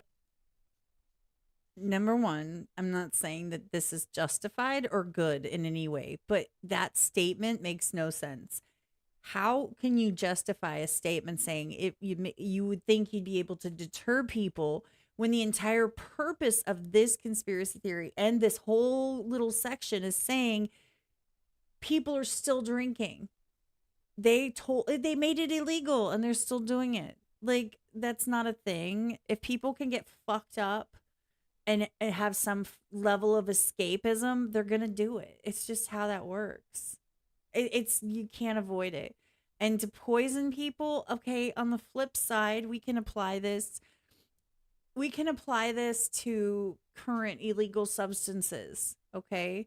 So you have... There was, okay, I don't know where I heard it, you guys. I heard it somewhere. I can't remember what it was. They were like, we're going to taint some of the drug supplies with, like, for example, fentanyl, in order to deter people from taking the drugs and therefore saving people in the long run. Didn't work out that great. That's a conspiracy theory. But I could see people trying that, thinking that they are completely misinformed about the levels of fuckery people will go to get high in some capacity, to escape. It's just that simple. I'm just saying that's my opinion. You can agree or disagree with me. It's your choice. I don't condone it. I think it's fucking wrong. If you know people are going to keep doing it, to do it for the purpose of, like, well, if you kill a couple of them, maybe it'll make other people stop. I think that's just a shitty way to do it. But to think that you can deter people, obviously they weren't. They banned it and it still was going on. So I don't know what he thinks they could have done. Maybe he'll tell us. Undoubtedly cause death, like potentially adding an agent that is extremely sour or potentially even extremely spicy, making the alcohol essentially unconsumable as it's so uncomfortable to drink, but still rendering it non-lethal. As great as this sounds, this might have not been an option, as those sorts of additives may have rendered the actual industrial grade alcohol less effective, which wouldn't have worked because this alcohol needed to serve its primary purpose, as it wasn't meant to be consumed. It was literally industrial grade. But yeah, anyway, from 1920 to 1933, the US government decided that the best way to deter people from drinking alcohol was by killing them, or at least slowly poisoning them, which I wouldn't say is much better. The US Well, I mean, they're doing it. I'm not justifying it. I'm just saying on the flip side, that's what people are doing anyway. That's what people are doing anyway. People are killing themselves from the inside slowly, torturously, and they're choosing it, and it's with their own consent. So I'm not saying that justifies it, but to be like, oh, this is such a bad thing, and then to turn around and do exactly the same, it doesn't make any sense to me. That logic isn't logicking in my head. USA's fake Vietnam attack. And we're already back. Does this story sound at all familiar? But seriously though, I could make an entire separate video focusing solely on extremely deplorable things that the US government has done. But I do. Yes, and by the way, I'm going to make this super clear. I do not support this heinous, crazy shit that some governments have done. And I'm saying some governments because it's not just us. And everybody loves to say it's just us and we've done the worst. And I completely disagree. I think that we are on par with a lot of these governments. And I think that we have this expectation of being this pristine paragon, because we act like we have any right to tell anyone else in any other country or culture what they should or should not be doing. And then, so when we come back a little stanky, doing things we weren't supposed to be doing, people are like, oh. People get down and fucking dirty, y'all. That's just the way it is. It's the way it's been. It's the way it's always going to be. Now, if they were doing it I am more forgiving if they were doing it to protect people. In general, I would be more forgiving. It's the fact that they're doing it for greed that pisses me off. That's what makes me angry. That's my opinion. Again, you don't have to agree with me.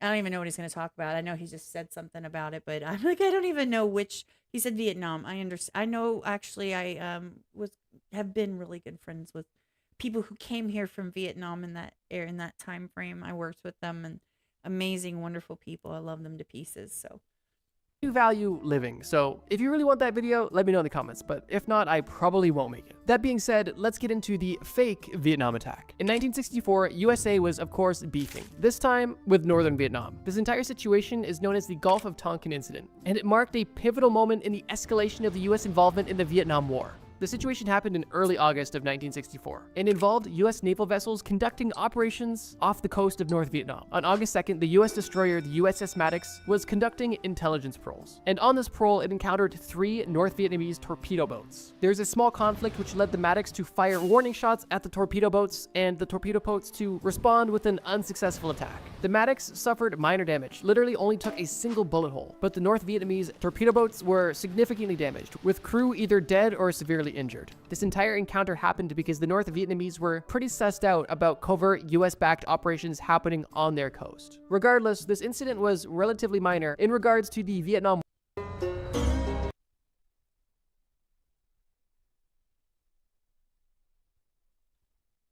War as a whole. But what isn't is the alleged second attack that happened 2 days later on August 4th, 1964. It was claimed that on this day, another attack on the USS Maddox and the USS Turner Joy had taken place. The ships were claimed to have been targeted based on radar signals and intercepted communications between the North Vietnamese. Didn't they say they took like major, not one, but the other ones, the torpedo boats took major damage? So like how would they have been in another skirmish? Claimed to have been targeted based on radar signals and intercepted communications between the North Vietnamese. However, with these claims seeming very plausible, there was little to no evidence and were later debunked. The captain of the USS Maddox, John Herrick, was almost instantly questioning the validity of these claims, as he was the captain and heard no such thing of this second attack. And shortly after, the entire attack was debunked and proven to be nothing more than manipulation. Investigations even confirmed that there was no North Vietnamese forces present anywhere near either of these ships that night, and the intelligence that they had misinterpreted was simply manipulated to spin the story of a potential second attack. The reason why I'm talking about this fake attack is because it was used as justification to amplify the war. Congress even passed the Gulf of Tonkin Resolution, which allowed the US's involvement in Vietnam to escalate heavily, leading to significant troop deployments and a major intensification of the war. It wasn't until years later, after the war had ended, that the US Department of Defense admitted that the second attack never happened. And even later on, declassified documents confirmed that there was a strategic plan to use this fake second attack as a pretext to escalate the war, which ended up becoming one of the most controversial wars in US history. There's no doubt that the Vietnam War was controversial, and this is only a tiny glimpse of some of the stuff that was going on, at least on the US side of things. Project Sunshine. Fair warning, there is a reason why. Okay, so is it because there was more than one attack, and that's why they say that it's so that's such a big deal, is because it wasn't just one, it was two, so it was like I'm not going to say much about that whole situation. I don't know enough about it. I wasn't around for it. I don't study that portion of history, at least I haven't, and I have no dog in the fight, and I have no information new or opinions on it. And I'm not going to give any opinions, and I'm not going to speak on something that I just it isn't for me to speak on. So what he said is what he said. Take it how you want and do what you want with it. Yes, you did, Zach. That's funny. Absolutely did. Absolutely did. Okay, so let's see what he's warning us about now. By this entry, at least on the US side of things. Project Sunshine. Fair warning, there is a reason why this entry is at the end of the list, and that's because it is by far the most morbid subject in this entire video. Project Sunshine is also known as the Dead Baby Project, and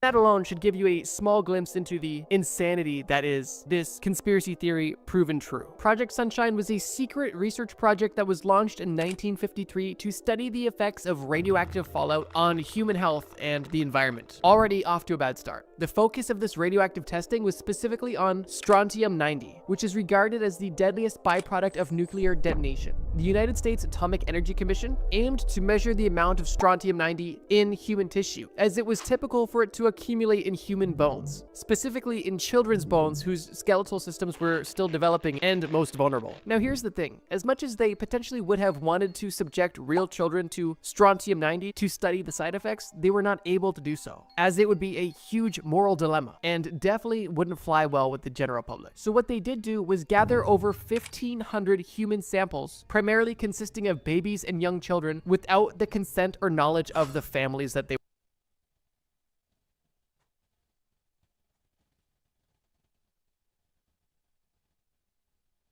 Okay, so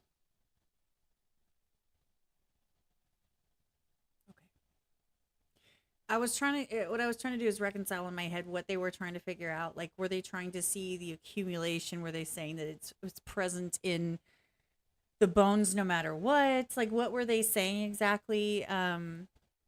I haven't figured that out yet. Like, what are they saying, that it's always present because it's in the environment? Are they talking about in a specific area where radioactive activity has happened recently? Why am I buzzing in my ear all of a sudden? It's really annoying. I feel like there, that's better, right? That's what it is. Okay. Anyway, I hear, like, every time I speak, I hear. Ugh. So I was just trying to figure out what they were talking about, but now they're saying they're using samples, and I'm assuming without the consent of the families. Okay. Okay, y'all.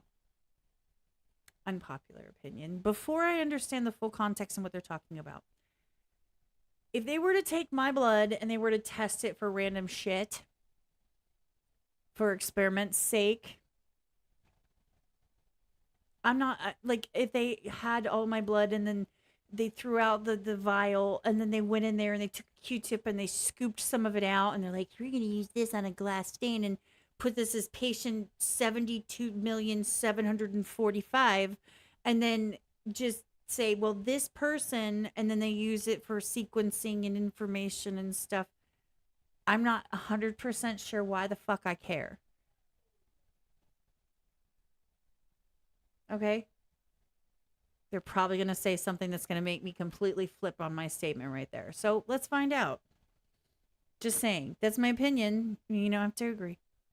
They were entirely consisting of babies and young children without the consent or knowledge of the families that they were taken from. These 1,500 adolescent cadavers were not originally from the United States, and were actually from countries like Australia and the UK, and were acquired by some pretty disgusting means, specifically preventing parents from examining their deceased child before they were sent away for new. Okay, so basically taking the bodies, because here's why this is, to me, as especially heinous, is because a lot of cultures, not ours, because we don't do that anymore, are based in faith and religion, and their outgoing process. They're sending people off into the white light. Their death rituals and their death, funerals and all of those things are very, very tied into their religion, and they truly believe that it affects the way that people live their afterlife if you don't treat the body properly during burial. So to take those, cadavers and those dead bodies and to do something different is to literally taint their entire afterlife, and as far as the family is concerned. In my opinion, that's why I think it's not cool. That's why it's not good. Not because, in the grand scheme of things and horrible shit people can do, murdering them and then using them for research is way worse. People that are non-religious, that have no idea, and they have no family and all of these things, and they're just, unmarked, unnamed dead bodies, I'm not as concerned. I'm not saying it like that's such a mean thing to say. I'm just saying what bothers me more is that it's the faith-based religion aspect of it, because it's like torturous for people to do this to the families. I don't know. That's how I feel. But that's the thing, is that they've already, any technology that we think that they can come up with, do you realize what they're talking about is in the 60s, in the 70s? You get that this is decades and decades and decades ago, and you think we haven't already gone so far past this? We're way past this, you guys. We are way past any of the stuff they're mentioning. Has been done and perfected, and I know it has. You know it has. I know it has. They have already been able to specifically target individuals based on their DNA, based on characteristics, based on the color of their skin, based on their hair color, based on, whether their eyes are crossed or not. Like, they can do all of that. They already can. It's already possible. They just can't make it public yet. This stuff was already done decades ago. They were talking about this. They got caught doing it. Do you think they stopped? Hell no. And I know of cadaver farms. I've never been to one, but I had an opportunity to go, and I was like, yeah, I'm not doing that. You know, when you donate your body to science, a lot of stuff happens. They use it for all kinds of stuff, and that's just, you just donate it, like here, you know. Anyway, besides the point, feel how you want about it. I just think that because I think that we downplay the religious aspect of it so much because, frankly, our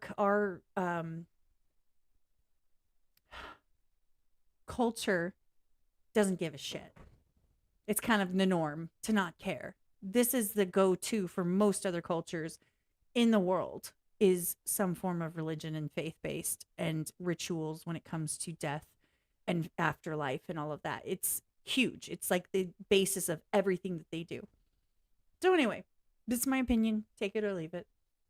Nuclear testing. Typically, these deceased children were sent in parts to not raise suspicion, as parents may notice their entire child missing, but they may not notice their child missing a leg if they are not able to view the child's body in its entirety. Like I mentioned at the beginning, this is extremely dark and honestly disgusting. The initial studies on strontium-90 only analyzed the effects on the human remains. However, shortly after, it expanded to studying its effects on natural environments, such as soil, grass, and grazing animals, where they were seeing what the effect of this strontium-90 would be as it ascended up the food chain. I don't think it'll serve as much as a surprise that once the practices of Project Sunshine were exposed, they were met with widespread outrage and even resulted in a stricter ethical standard when it came to scientific research, specifically those involving human subjects, dead or alive. It literally sounds like something your crazy uncle would say at Thanksgiving dinner. Hey, can you pass the potatoes? Yeah, here you go. Oh, did you know that in the 50s, the US government was actually essentially stealing dead children from overseas and using them to test the dangerous byproducts of nuclear fallout? Oh,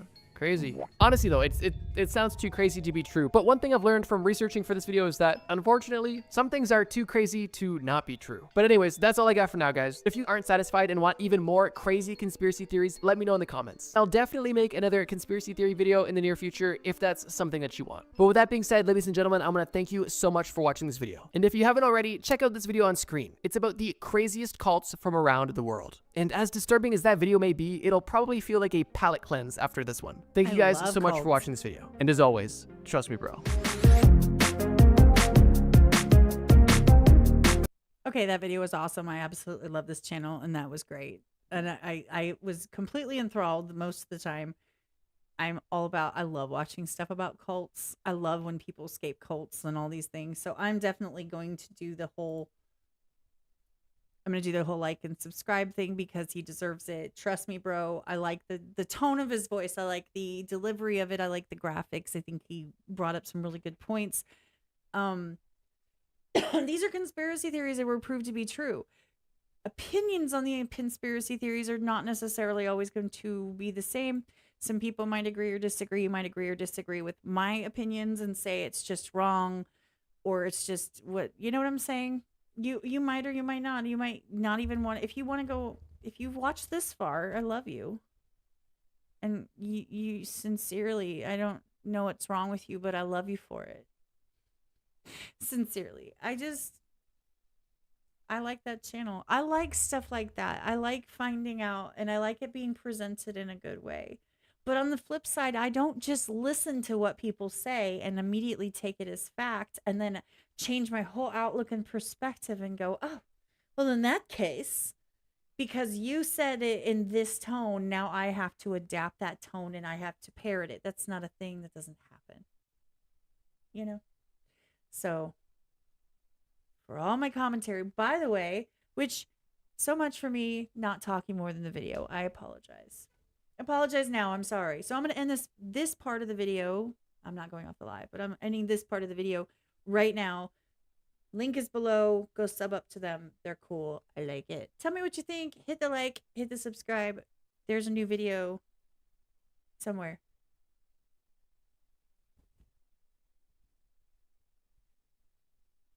What's up, Paul? I wrote that down, by the way. See? Wait, you can't see it. Ugh.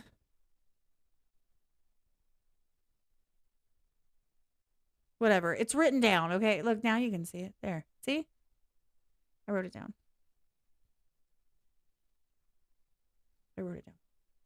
So here's the thing. I don't just take what people say and apply it and then decide that that's now because that's what they said, that's what I say now too forever and ever. Amen. That's not a thing.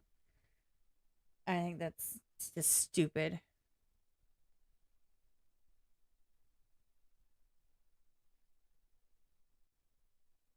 But frankly, that's half of our problem is that the United States is super fucking arrogant. We're arrogant as shit. We're so arrogant. We just think that, and we're so young. Like, it's like having a kid, like the kid come in and then tell an elderly person who's been doing the job for 60 years and tell them, we're just going to do it my way. And I don't give a shit what you say. Fuck you. You don't know what you're talking about. And it's like, bitch, I built this foundation. So we don't even have the elderly people. The country is so young. We don't even have that. That's not even a thing yet, because we're just so young. And we're arrogant. And we dismiss everybody else's beliefs and faiths. And we're supposed to have been founded based on religion, right? Freedom of religion. And yet we shit on everyone else's beliefs and faith. And we don't want religion to have anything to do with our day-to-day or morality or anything, because morality's no fun. It's not funsies. So we don't want morality and faith and religion and consequences. It's a whole thing. It all goes hand in hand with faith, usually. Because without faith, without a consequence, then morality means nothing. Anyway, that's a whole other subject. I'm going to do one more. I don't think I'll have time to do more than one. I think if I do more than one, because I obviously cannot shut my mouth for the life of me, you guys. I obviously can't shut up. There's Cliff.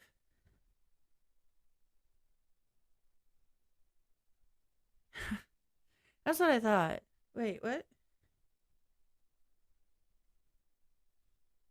Hold on. I'm letting him know so he can get something done and move on with this day.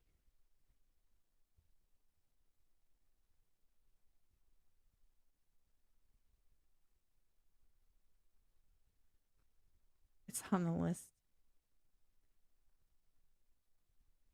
Okay.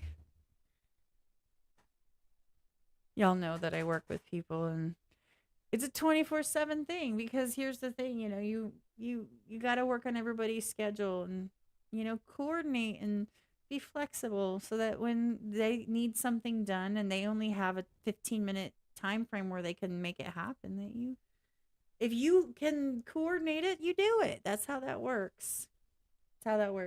So I really want to do this Every Generation Explained. It's 10 minutes. So maybe if I shut up, I can get through it with, minimal. Hold on, you guys. 2 seconds. 2 seconds.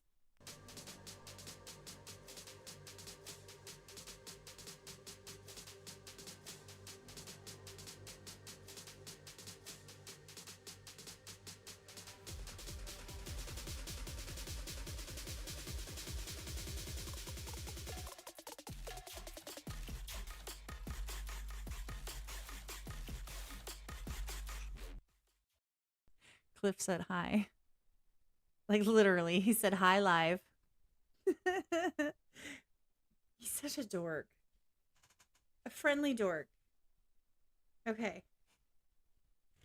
Anyway, so I'm going to do this video, and if I can refrain from talking, here's what's fun, you guys. I love you guys, but you guys have got to, put a dot in the chat once in a while so I don't think that everything's shut down or that everyone is, gone forever. I don't know.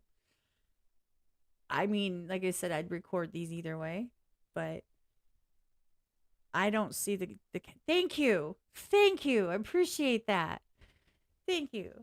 Waving back at you. Now I know.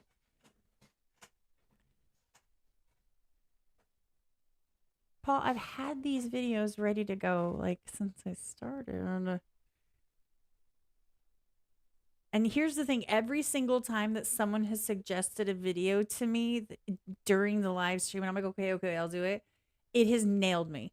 Every time it has shut the live down, like it is copyrighted the live, and it gets copyrighted before when I try to upload it. Every time. Every single time. It's never not a thing. I will look. I'm still want to do this one video though. I need it for my content for this week. So I'm still going to have to do that. I'll just be on longer.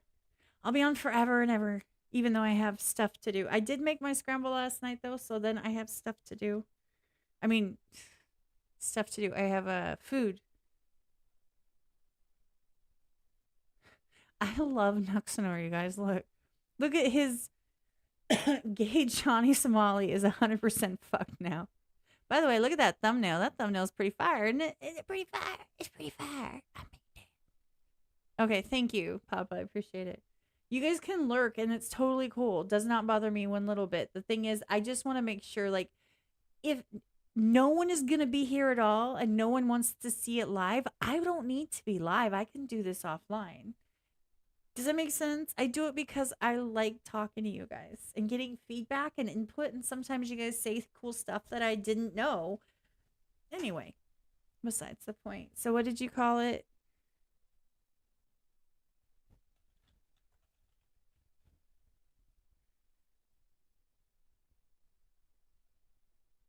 This one's only 2 minutes long.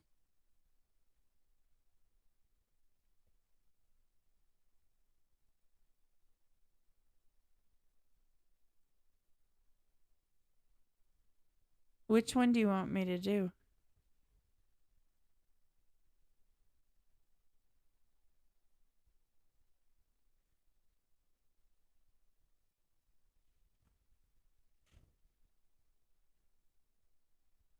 Saul Goodman? I don't know what that means.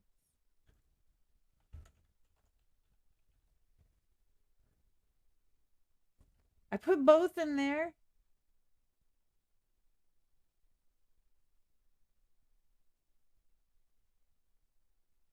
That had nothing to do with it, didn't it? Okay, so I found the guy. Here it is here. This one's 2 minutes and 53 seconds. Do you want me to do this one? Is there a specific one? That's what I'm waiting on to see.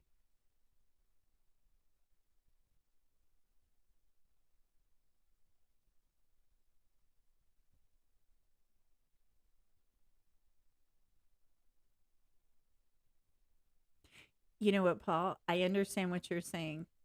And I know you believe that. But I promise you, you'd be very, very surprised at how much I go back and watch. My watch later is thousands and thousands of videos long because I don't have time to go. I don't have time to go back and watch this stuff. That's why I try really hard. Even though I talk a lot, I try really hard to go quickly. And that's why I jump on and I'm like, poof, I'm live, guys. And I don't give any notice. And then I jump off. I'm like, I got to go. Because I already have stuff, like you can see, I already have stuff lining up that needs to get done.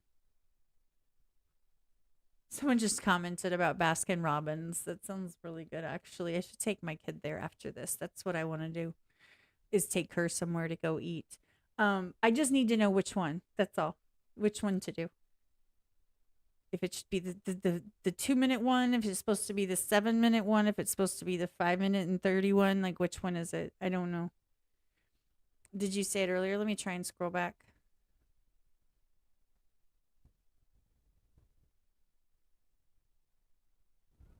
You didn't say what channel. The 6th one, I don't see. I'm just trying to find the one that matches what you're looking for. Is it this one? The infographics one? Is it I'm assuming it's the infographics. Okay. I'm just going to go with this one. Sorry to ruin. It's 6 minutes, and it makes sense that you would want the infographics because they're pretty good. You know? I'm just letting go through the ad real quick. You can see it on screen. You know that's what I'm doing. Okay. I don't think I've done one of their videos yet, so I don't know how it's going to go. Excuse me. I don't know how it's going to go with like copyright and stuff, but whatever. I'm not, like I said, I'm not monetized. I don't care. Yeah, the infographics, the animated one. I'm assuming it's this one, and if it's not, that's what you're getting. Get what you get and you don't throw a fit.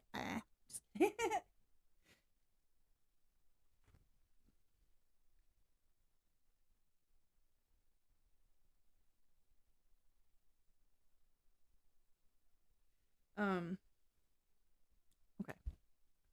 Yeah, they are, but here's the thing. I have like Mojo is goated too, but I can't use Mojo because Mojo has this magical way of being able to use tons and tons of like clips of movies and stuff that most people will get nailed for copyright. And so somehow they're getting away with it, but I don't know if I play their video if I'll get away with it because I might get hit twice by them and the companies that they somehow managed to evade copyright with. It's not fun for me to like put. Y'all know I'm judgmental and I'm kind of like straightforward. I'll just be honest with you. It is not fun for me to waste my time, and I consider wasting my time doing something that I go to repost and then I have to fight it because frankly, I could have done something else. Does that make sense? Not you. I'm not talking about this. I'm just saying of the channel because I don't know the channel and how it'll.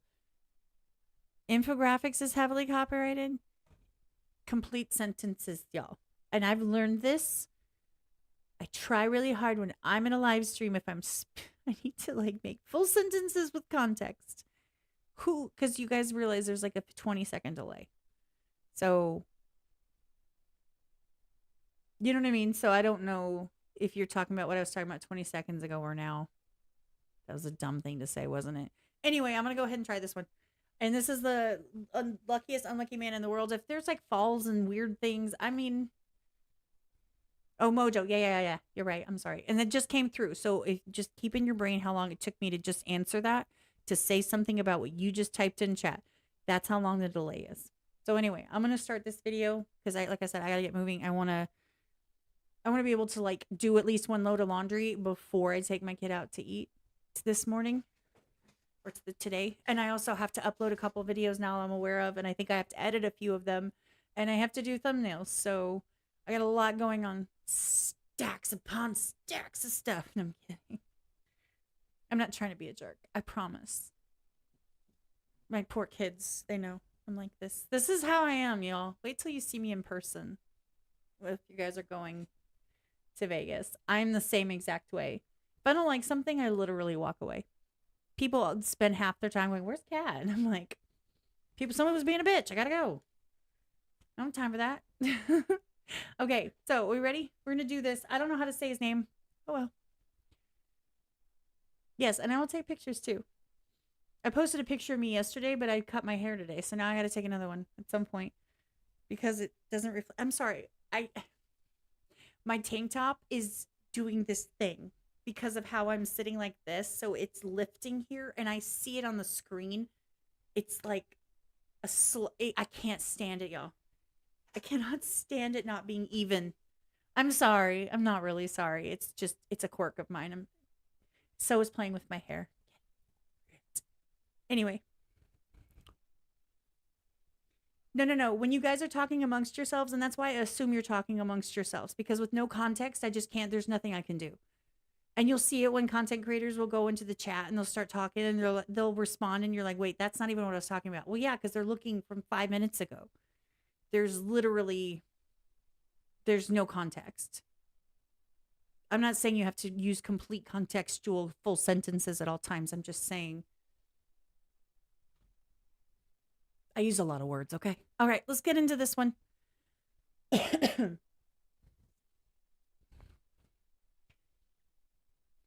This video is from the Infographics Show, and I've watched their videos before. I love their channel.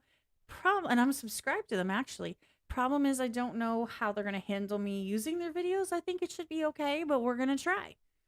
This one was a suggestion from Paul, the luckiest unlucky man in the world. This was done 6 years ago. I mean, I understand that it's a story. I get the concept. Let me guess. He's super unlucky and lucky.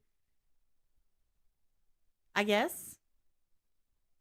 There's probably going to be some random things that happen and then random things that save him. I don't know. So we'll see. We'll see. Let me unmute it. There will be commercials. I will mute myself during the commercials so that I can easily cut them out. If you see them later on when I repost this, sorry, not sorry. I tried. Okay. I didn't put them in there.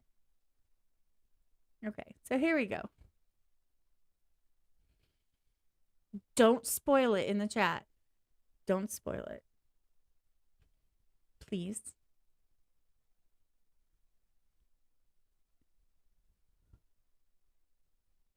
Okay. Generally, I can read typo and broken English and half concepts until it's something where I'm the one talking about 5 concepts and then someone says, yeah, that. And I'm like, wait, which one? Wait, what? Because I say too many words and so I don't know which one you're referring to. That's all. Not a big deal. All right. Luckiest unlucky man in the world. Dude has a name. I hope they say it because I don't know how to pronounce it. So here we go. This episode is brought to you by Skillshare. The first 1,000 people to sign up using the link in the description will get their first 2 months free. On a cold January morning in 1962, 32-year-old Croatian Frane Selak was minding his own business when suddenly his train derailed. Disconnected from the rest of the train, his train car plunged down a narrow canyon and into an icy river. Desperately fighting to escape the sinking train car, Selak made his way to the shore before being pulled to safety by a bystander. While 17 other people drowned in that tragic accident, Selak suffered nothing more than a broken arm and hypothermia. Yet this was the day life would take a strange turn for Selak, throwing the mild-mannered music teacher into a curious roller coaster of fate. Welcome to this episode of the infographic show, Frane Selak, the luckiest unlucky man in the world. Prior to his Frane Selak, that was his name. I knew I wouldn't say that right. Okay, well, that sucks for those people that died. I have no idea. Frane Selak, the luckiest unlucky man in the world. I assume he's going to win money somehow. He's going to win the lottery or something. Prior to his train accident, Frane Selak led a quiet and unassuming life as a local music teacher. It seems, though, that life, or more accurately, death, had plans for Selak. Miraculously escaping death in his train accident, Selak counted his lucky stars and continued about his life, chalking up the incident to a stroke of bad luck. But 1 year later, Selak's mother fell ill. Gravely concerned, Selak, who had always been too nervous to fly, immediately booked a plane ticket from Zagreb. Are we going to have an Alanis Morissette moment? If you know, you know. To Rijeka. The earliest flight being fully booked, Selak managed to persuade a sympathetic airline employee to let him ride in the rear of the aircraft along with the single flight attendant. Nervous, Selak took to the skies without incident, chatting up the friendly flight attendant and sharing tea to take his mind off his nerves. Minutes before landing, though, the rear door to the aircraft suddenly blew open, the pressure... That was in a Supernatural episode where the demon or whoever possessed the guy and the guy just like opened the rear door, which by the way takes so much pressure to do. It's not really possible for people to do that under normal circumstances because the pressure is just too much. Like you'd have to have superhuman strength to open that. Placing that into the universe, letting it percolate and sit there and moving on. Difference between the interior and exterior of the plane, sucking Selak and the flight attendant clear out of the airplane. Plunging to a certain death, Selak miraculously survived by landing in a haystack, suffering nothing more than minor injuries. Unfortunately, there were no other survivors of the terrible accident. 2 brushes with death are enough for a single lifetime, but fate wasn't done with Selak.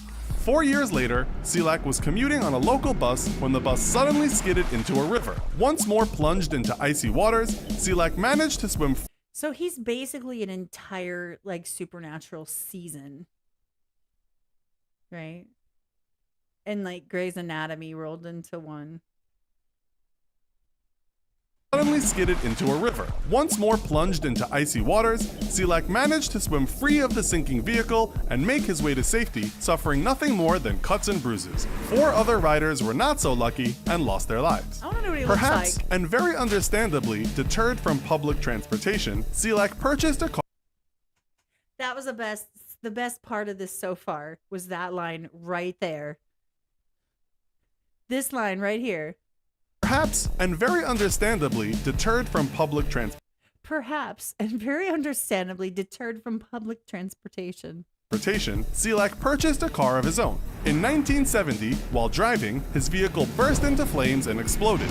Diving for safety, Selak managed to escape the burning wreck, once more suffering nothing more than minor wounds. What should have been a freak accident repeated itself 3 years later, with yet another of Selak's vehicles exploding after spontaneously catching fire.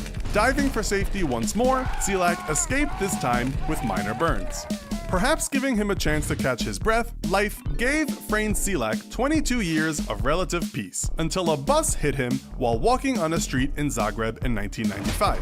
Surviving once more with relatively few injuries, Selak was then forced off a mountain road a year later. Driving in the Croatian mountains, an oncoming UN truck barreling down a narrow road forced Selak to swerve, sending his car plunging off the mountain ledge and into a ravine.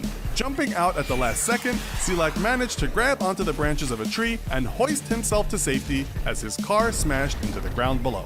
That would be the last time death made an attempt on Selak's life, at least to date. As if to make up for his incredible streak of bad luck, Selak caught a break in 2003 when he won a $1 million lottery. Interviewed by several international publications, Selak said that you could look at it two ways. I was either the unluckiest man in the world or the luckiest. I prefer to believe the latter.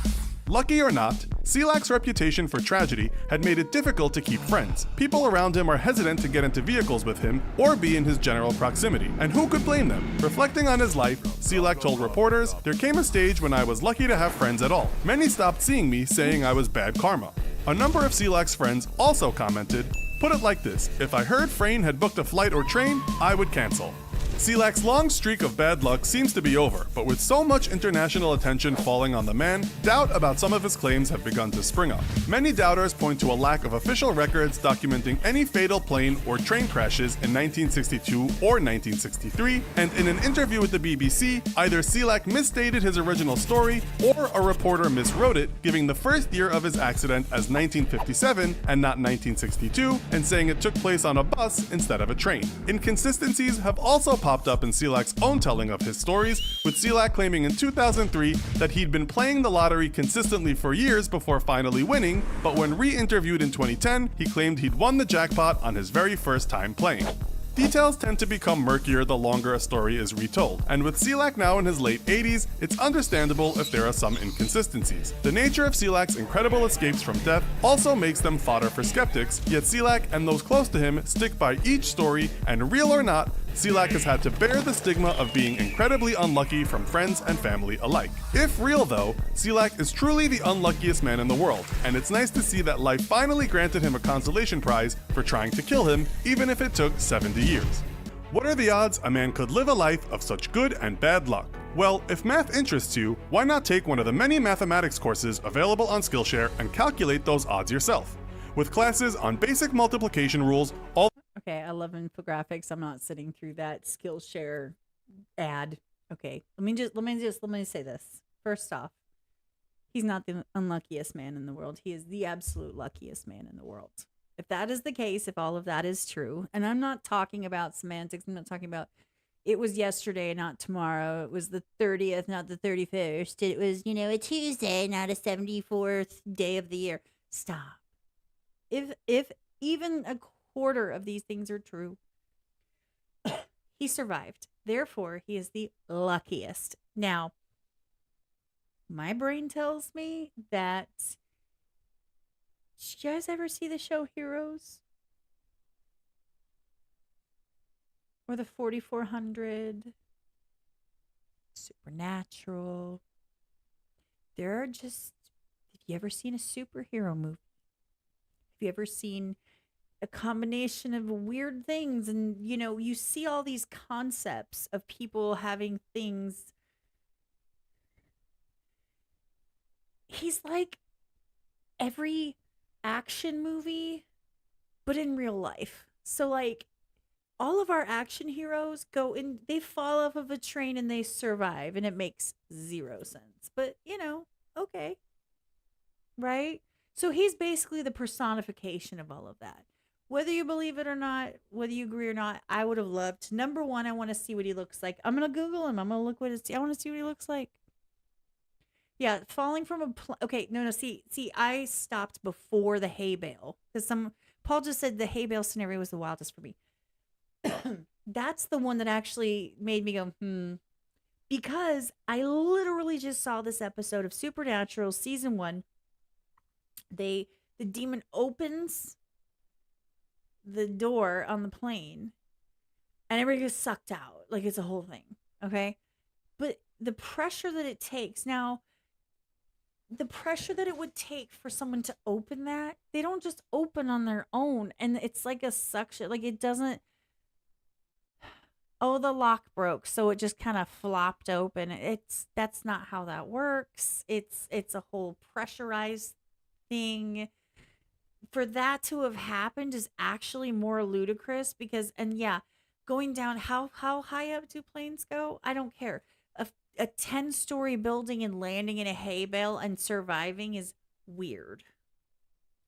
So like he broke a curse, or he was, he did a good deed and was blessed, or he had an amulet. So do you see what I'm saying?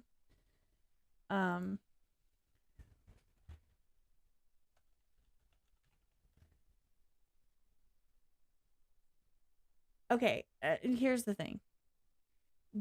You can get mad for me saying this or not. Judging from what this man looks like, there is no valid explanation. I know that I'm lagging out. I'm trying to wait.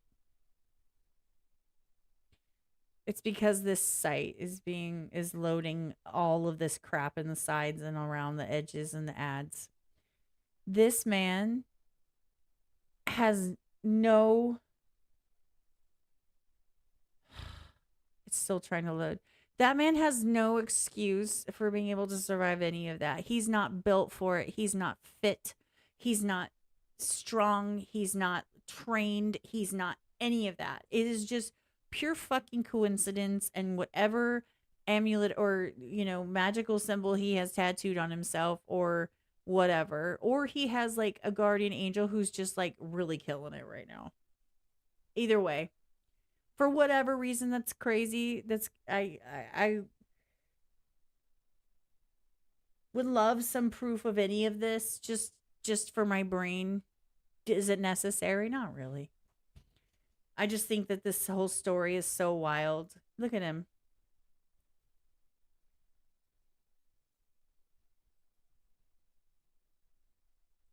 He could just be telling tall tales. I don't know.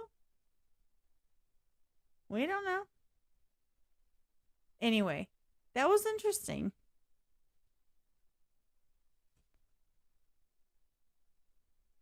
Did he die?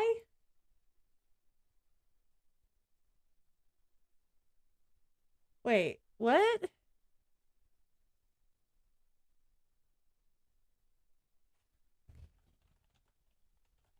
Is he still alive? Yeah, he died. He died in 2016. He's not still alive.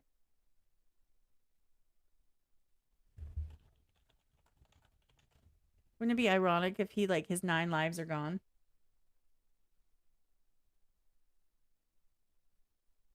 How did he die?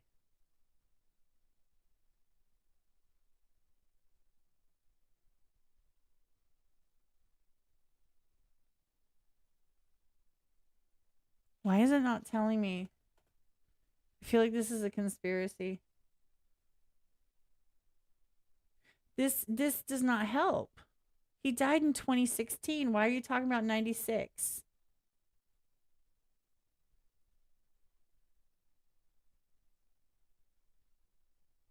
Is he alive or dead?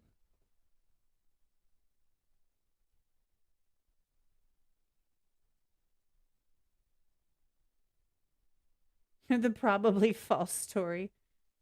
Is he still alive? No, he died. How did he die? How would you not tell me how he died? Died. How? Whatever. I'm going to get mad. It's going to piss me off. I don't know. If you guys know how he died, please put it in the comments. That would be great. Because now I'm really ticked off and curious. How did he die? And was it in 2016? By the way, don't quote Wikipedia because you can change it and people are freaking peoply and weird and they like to rewrite things. So I don't trust it. I don't trust it. But if you know when he died and how he died, let me know. Put it in the comments. I would really appreciate it. This was a wild story. I have my doubts. I feel like he's a tall tale teller type of guy, or I feel like he's proof that there are unexplainable things out there. You know, he must have made a really good deal or saved like some really powerful, you know, God's child in order to get granted his 9 lives. Because if you count defying death 7 times, winning the lottery, that's number 8, and then 9. I don't know. Anyway, I'm speculating. Put in the comments if you know how he died and confirm that he did die in 2016. It says November 30th, 2016. Anyway, there you go. Thank you. Appreciate it. Paul, good idea. That was a good video. I don't know if I believe it or not, but you know, it was fun. And we'll try infographics. If they are nice to me, then I'll do more of their videos. And that video is going to be below, so you can go click on that if you don't want to see me staring at the screen the whole time. So there. That was, I mean, it's interesting. I'm very skeptical. And it's weird because I'm actually way more skeptical about that video than I was on most of the other ones. Is that weird? And the reason being because of that one factor, the one thing that I'm like,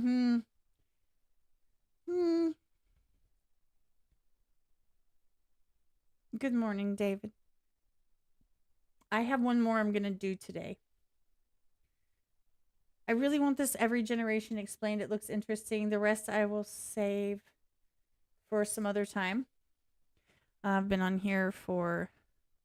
I generally tend to not want to go very much further over 20 minutes or 20 minutes. That was funny. That was funny, y'all. Like, I'm lucky to get away with 20 minutes on one video. I try not to go over like 2 hours. Give me a second. I have to listen to this voicemail real quick. Give me 2.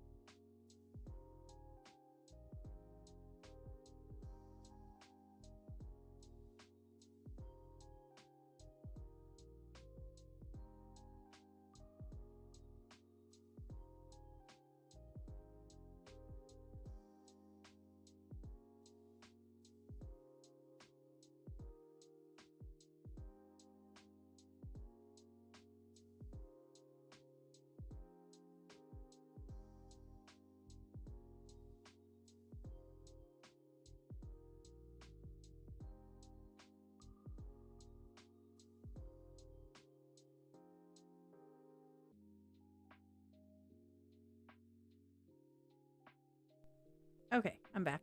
Sorry about that. Just business. Business.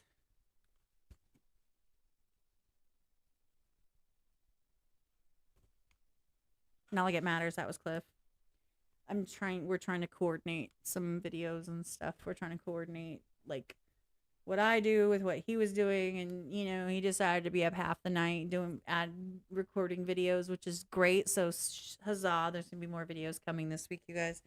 Tons of them. By the way, since I started tracking them like a month ago, I have uploaded over 250 videos. So when people sit there and tell me he's not doing enough, I really want them to literally find a chair, turn it over, sit on it, and spin. Because frankly, I'm so fucking sick of people talking shit on my friends. I'm tired of it. I'm tired of people acting like they don't do enough and stressing my friends out. I think it's completely wrong and it's completely unfair and it's dumb. It's stupid. They put out all of these videos. They take all of this time. I know how much time it takes. Do you know why my thumbnails are like, because I don't fucking have time and I don't care. If you want to click my stuff, click it. If you don't want to click my stuff, then don't fucking click it. It's not hard. Super simple, guys. And I'm not being mad at you. I'm sorry I'm yelling at you. I love you. I'm sorry. But in general, I see it constantly. And I don't even read the comments under their content because I can't, because I will lose my shit. I'm that person who's like mad at everyone for treating my friends like ass. And they're the ones who are like, well, we got to be really, we got to be nice to people. We have to be accommodating. And I'm like, the fuck we do. I'm that person who makes the post saying that people shouldn't shit on other people for their music tastes. If you guys saw that reel. And then when I went on a rant about it the other day, which I put into members only because I lost my shit. And that was kind of a non-productive live. So I apologize for that. But it is what it is. I didn't want to like delete it, but I put it in the members only because not everybody needs to see that. But anyway, and I went on a rant about it because I'm just sick and tired of people who don't realize, like, I work a full-time job. I am a single mom. My daughter, I know that's why do you think I went to the bathroom earlier? I went and I stopped and I said hi to her. Like, she knows. But yesterday she wanted to hang out. She wanted to like watch movies and she wanted to watch a show with me and stuff. So you know what I did is I shut down Truth's live stream that I was in the middle of. I was participating, I was hanging out in. I shut that down and I went and put my phone away, put my phone on silent, and I hung out with my kid for hours. You know why? Because she deserves it. And that's what you should do. You should be real life, and your family matters. Your friends matter. These people who are just going to be judgy and hateful and nasty don't matter. And if you're one of them who's like, why don't they do what they want? Fuck off, okay? Can't make everybody happy. And guess what? Fun fact, the world doesn't revolve around you or me. Who knew? Shocker. Doesn't revolve around Felix. He was so mad last night, y'all. My daughter like wanted to crawl in bed and watch Supernatural, so we were watching it. So she snuggled up, and all I hear the whole time, you guys, not even kidding, is on my door. Because I shut the door because he kept messing with the blinds behind my bed, and I hate that. And I just hear on the door. He's for an hour. Pissed me off. What voice did I do? I don't even know what voice I did. Hey, Joey Sparks. How are you? I'm ranting. I got into rant mode. I tried not to do that today, and I did it. I'm just saying the world doesn't revolve around us. But our world revolves around ourselves. And so people like to crap on me for saying that life is selfish. Everyone is selfish. Ultimately, at the bottom, the bottom line is everybody is selfish. Everybody's like, that's not the way to be. You shouldn't talk like that. That's not true. I'm not selfish. I'm selfless. No, you're not. You're selfless because you're doing something because it makes you feel good. If you're doing something you don't want to do because you're trying to help someone, that's selfless. Selfish is doing something to help someone because it makes you feel squishy. Just saying. Anyway, I'm going to do this video. You guys. I'm sorry. What my little I can't help it. I don't even mean to do it when I do it. The little Cartman voice. I'm sorry. I'm hot now, you guys. It's hot in here. My shirt is crooked. I want some nicotine and it's cold outside. It's not fair. I'm just kidding.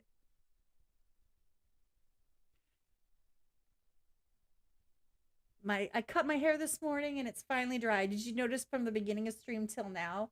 That's why I keep doing this. Is to dry it out. And now it's really soft and it's like getting everywhere. It's driving me crazy. That scared me. Okay. let's do this last video, and then I got stuff to do, and I'm sure you guys do too. But thank you everybody who's here and who's been hanging out. And I'm sorry if I go live at weird times. I have to accommodate my kid and my schedule and life. And I need to actually take time to take a break and not do content and not be on the computer. I spend every day, all day here working or on my computer doing content related stuff, or staring at my phone like this if I want to be sitting outside when I do it. I do reels, I do content, I do graphics, I make thumbnails. I just need a fucking break sometimes. That's what Vegas is for too. Vegas, I just turn everything off and I'm like to the world and I just vibe in the moment. It's a lot of fun. And you guys will get to see all the pictures. Okay. Stop messing with my hair. Okay.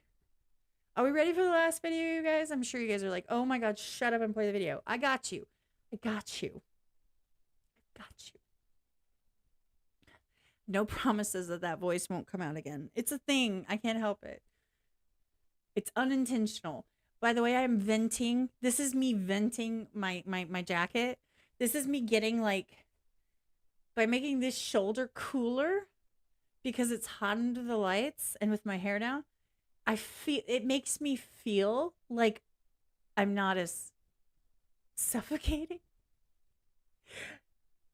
Like, it's a whole thing. I'm sorry. It's made up. It's not true. I would probably be freezing if I did that, just because it's a brain thing. So I feel like it's cooler because my hot shoulder now is not as hot. I don't know. I can't help it. I'm sorry. I'm sorry. It was weird and you didn't need to know all that, but you know that now. I'm just going to do this. I'm going to take a screenshot. Hold on.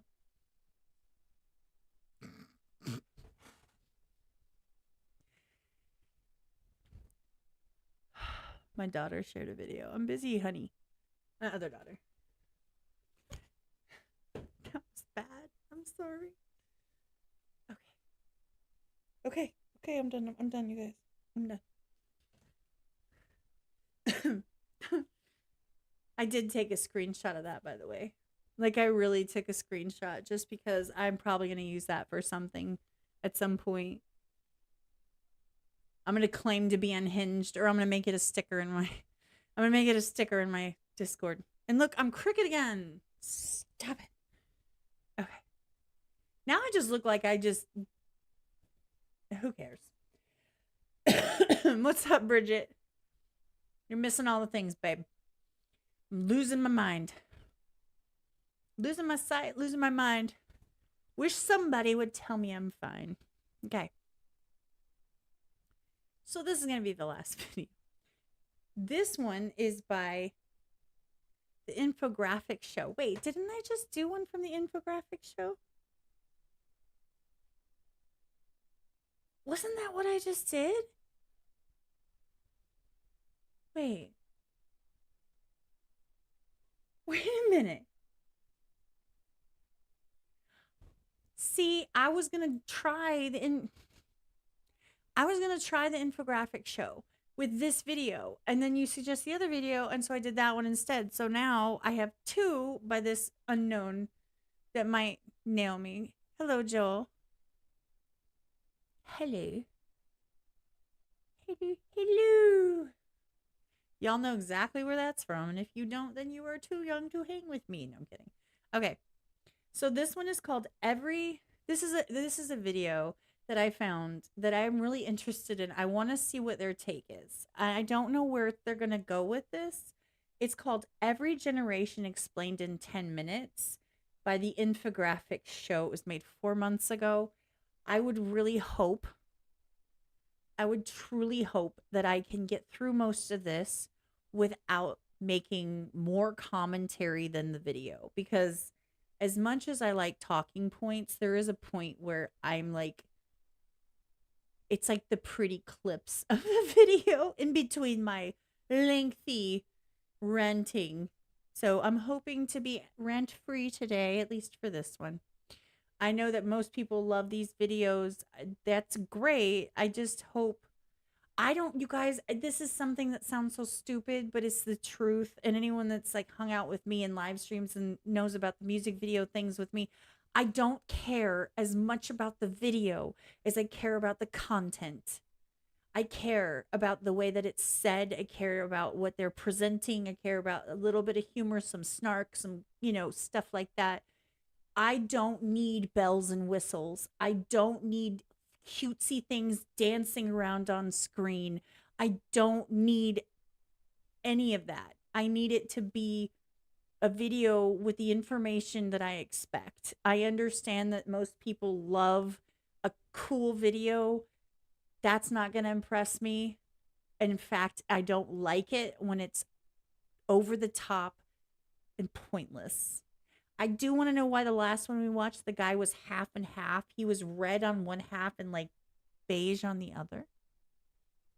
Anyway, I was going to mention that and I forgot. But anyway, here we go. This is Every Generation Explained in 10 Minutes by the Infographic Show. I've already talked longer and haven't even played the video. My bad. Okay, let's do this. And 3, 2, 1, go. In your TikToks. What? Hold on. You kids and your TikToks. When I was your age, we were working in the mines. Grandpa grumbles between mouthfuls of mashed potatoes. Okay, boomer. Right. Your 12-year-old cousin fires back, eyes glued to his I hope that this sound in the background doesn't get me nailed, because it totally could.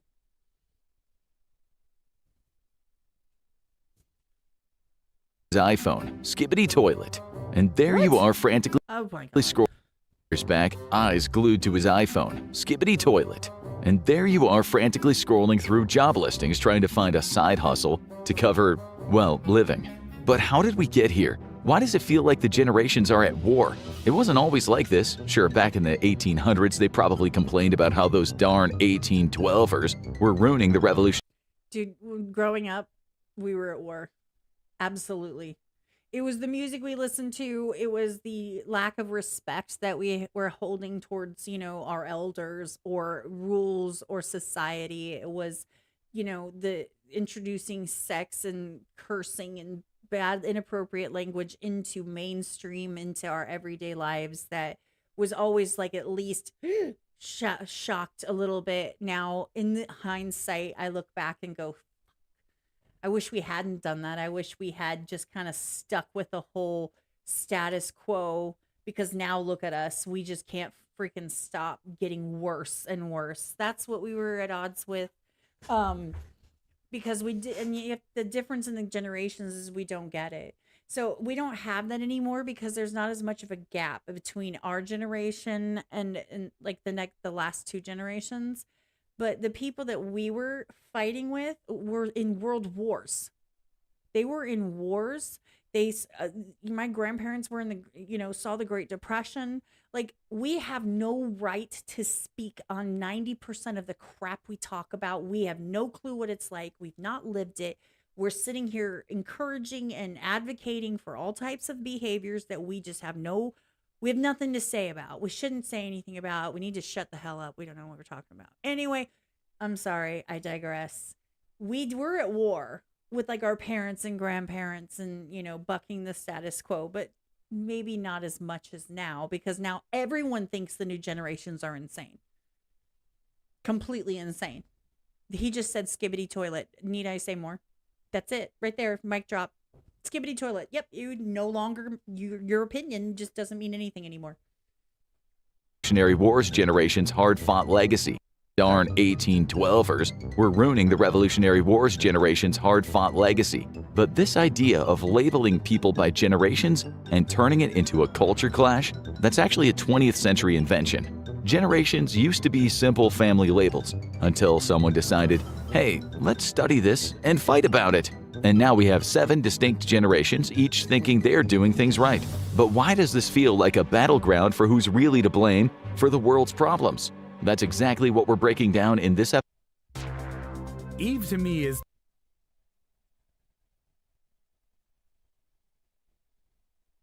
Of the Infographic Show, Every Generation Explained. Find out exactly where you fit into this generational showdown. The Greatest Generation, 1901 to 1927.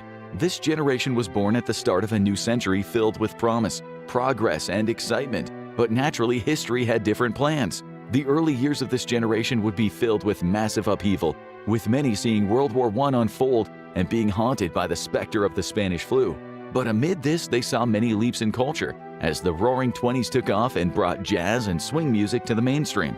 But with every up comes a down, and the Great Depression hit, as many of them were approaching adulthood, plunging the entire world into economic uncertainty. And then the rumblings of war started, and that's how this generation earned their name. Most of this generation were fighting age when World War II broke out, and they became associated with the most iconic military triumph the United States had ever seen. Although there were many losses, they returned home to celebrations and went on to great success in business, culture, and of course politics. It's believed there are over 100,000 members of this generation still alive. So if you're lucky enough to know one, ask.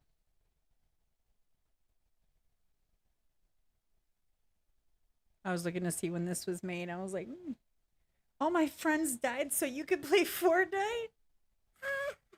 It's okay. So by the way, it's that type of a statement, that generalized, you don't appreciate me type statement, that makes people come off so not in touch with current, that people write them off as like, oh, you boomer, meh. And they, by the way, people call people boomers that aren't even boomers. So like, get your terminology right and stop trying to steal words. This just makes people look like, when people make these sweeping statements, you know, my generation, bleh, so you could bleh. It just makes people look stupid and out of touch, unfortunately.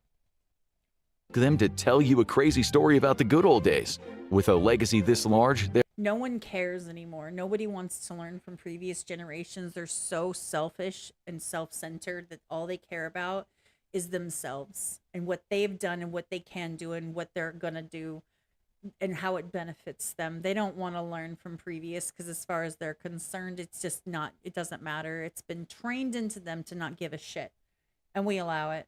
There is no surprise the next generation was sort of overshadowed. Silent Generation, 1928 to 1945. True. The Silent Generation was also shaped by these world events, but not in the same way, as they grew up in a world in flux. The Depression shaped their childhood, leading to many growing up in unsettled circumstances, and the war caused wartime rationing. Many saw parents die in combat and grew up in a deeply patriotic environment. Speaking out against the government was frowned upon, and a strong sense of collectivism was encouraged. True. And that's how this generation got its name, because as soon as one war ended, another began. This was the first generation largely defined by the Cold War. The threat of communism was already alive and well in America before this generation was born. But once the Soviet Union got nukes, it was all hands on deck. The name comes from the fact that most of them were silent during the McCarthy era, keeping their heads down and maintaining a strong work ethic that had been instilled in them since childhood. That kind of low-key behavior leads to them often being forgotten as a key generation. Baby Boomers, 1946. Okay, keep in mind, baby boomers, 1946 to 1964. I'm before they say anything about this. Baby boomers, the reason they're called baby boomers is because after the Second World War, when all the soldiers came back and when all of the women stopped working in the factories, they were so happy and everything was like at peace and what they wanted. They settled down and they had families. Okay, so they were like bunnies, y'all. That's why the baby boomers, that's where this comes from. Is that's when, you know, the war is over, things go back to normal, and they wanted so bad for everything to be back to normal. Jobs were good, economy was good. So they settled down, they got married, and they had children. Go figure, that was the norm at that time. It was normal. So all the babies born after World War II, okay, that's this generation. This would be my mother, who's in her 70s. So when people see someone my age and say, okay, boomer, like, oh, look at me, I was funny. I'm so funny. Mic drop. Skibbity toilet riz. Fuck you, you little shit. They're not even correct. So, like, if you're going to burn someone, at least know what the fuck you're talking about. Anyway, mind you, I have an 11-year-old. I have a 20-year-old and a 19-year-old. So I'm sure she hears me in there. She's probably like, why are you saying skibbity toilet, Mom? And she goes, ah. Okay. This is the boomer era. Okay, let's see what they have to say about it. That was my little spiel. To 1964. The term baby boomers comes from the baby boom of the late 1940s and 1950s, as all the World War II veterans returned home and the economy recovered from the Depression and wartime footing. The result? A higher standard of living for Americans, a fast advance in commerce and technology, and a whole lot of woohoo. And soon the babies started coming, resulting in a massive generation of over. When people are happy and things are going well and they're all getting married and have a cute little house, they start making babies. 76 million Americans alone, making them the largest generation, and they grew up in a world that saw progress come fast. This was the age of the space race, of the civil rights movement, of Woodstock, and of. I'm going to show you guys how my style.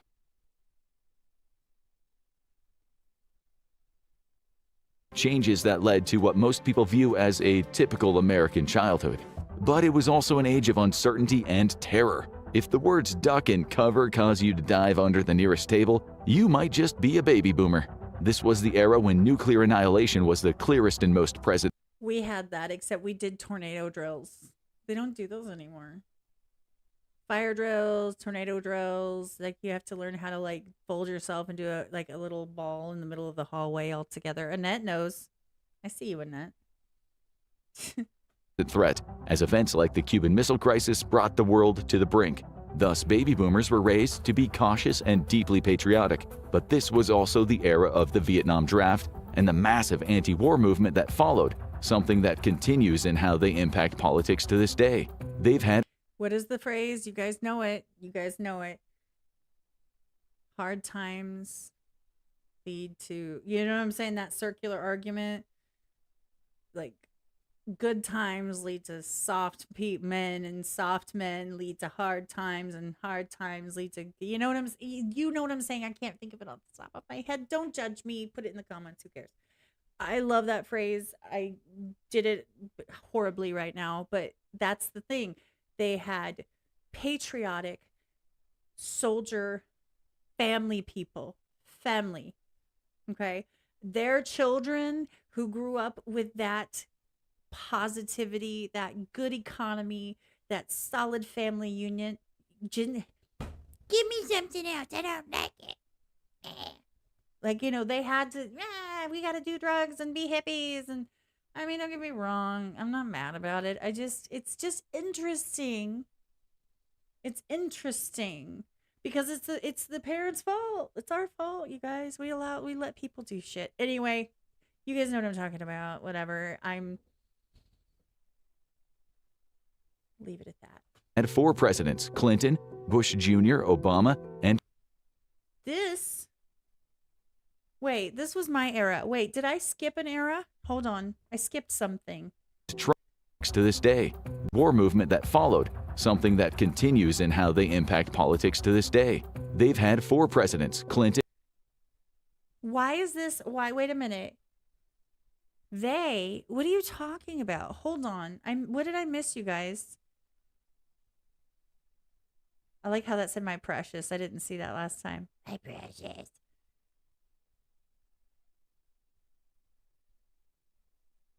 Wait. You guys, I missed something. Something that continues in how they impact politics to this day. They've had 4. I'm not the generation. Okay, well, yeah, my mom was a baby boomer and I'm her child. Okay. Presidents: Clinton, Bush Jr., Obama, I and remember all Trump. of them. They have a reputation for leaning conservative, and their easier road in the economy and employment rankles the younger generations. But they're as ideologically diverse as the other generations, and as they reach retirement age by the millions each year, they show no signs of their influence waning. With the boomers casting such a long shadow, is it any surprise the next generation is a little more zen? Generation X, 1965 to 1980.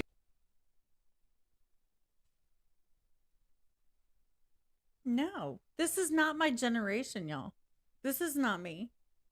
So they were talking about boomers and they were saying 4 presidents. They saw more than 4 presidents. Those 4, whatever my point was, those 4 presidents. I remember Clinton getting elected. I was in elementary school. Okay. So what I was saying was, why are they mentioning 4 presidents that specifically impacted me growing up versus the boomers, and not mention any of the other presidents would have included Reagan and all of them? Why wouldn't they include those? That's what was confusing for me. I think that was not placed very well. Maybe I'm overthinking it, but that's why they confused me. I'm like, did we skip generations? This is not even my generation, y'all. I'm 83. I'm 83. So just saying. And a lot of people, I always wanted to identify as Generation X because millennials were such asshats, and like, if it doesn't have a cause, I'm not going to buy the product if it's not sourced locally. Fuck off.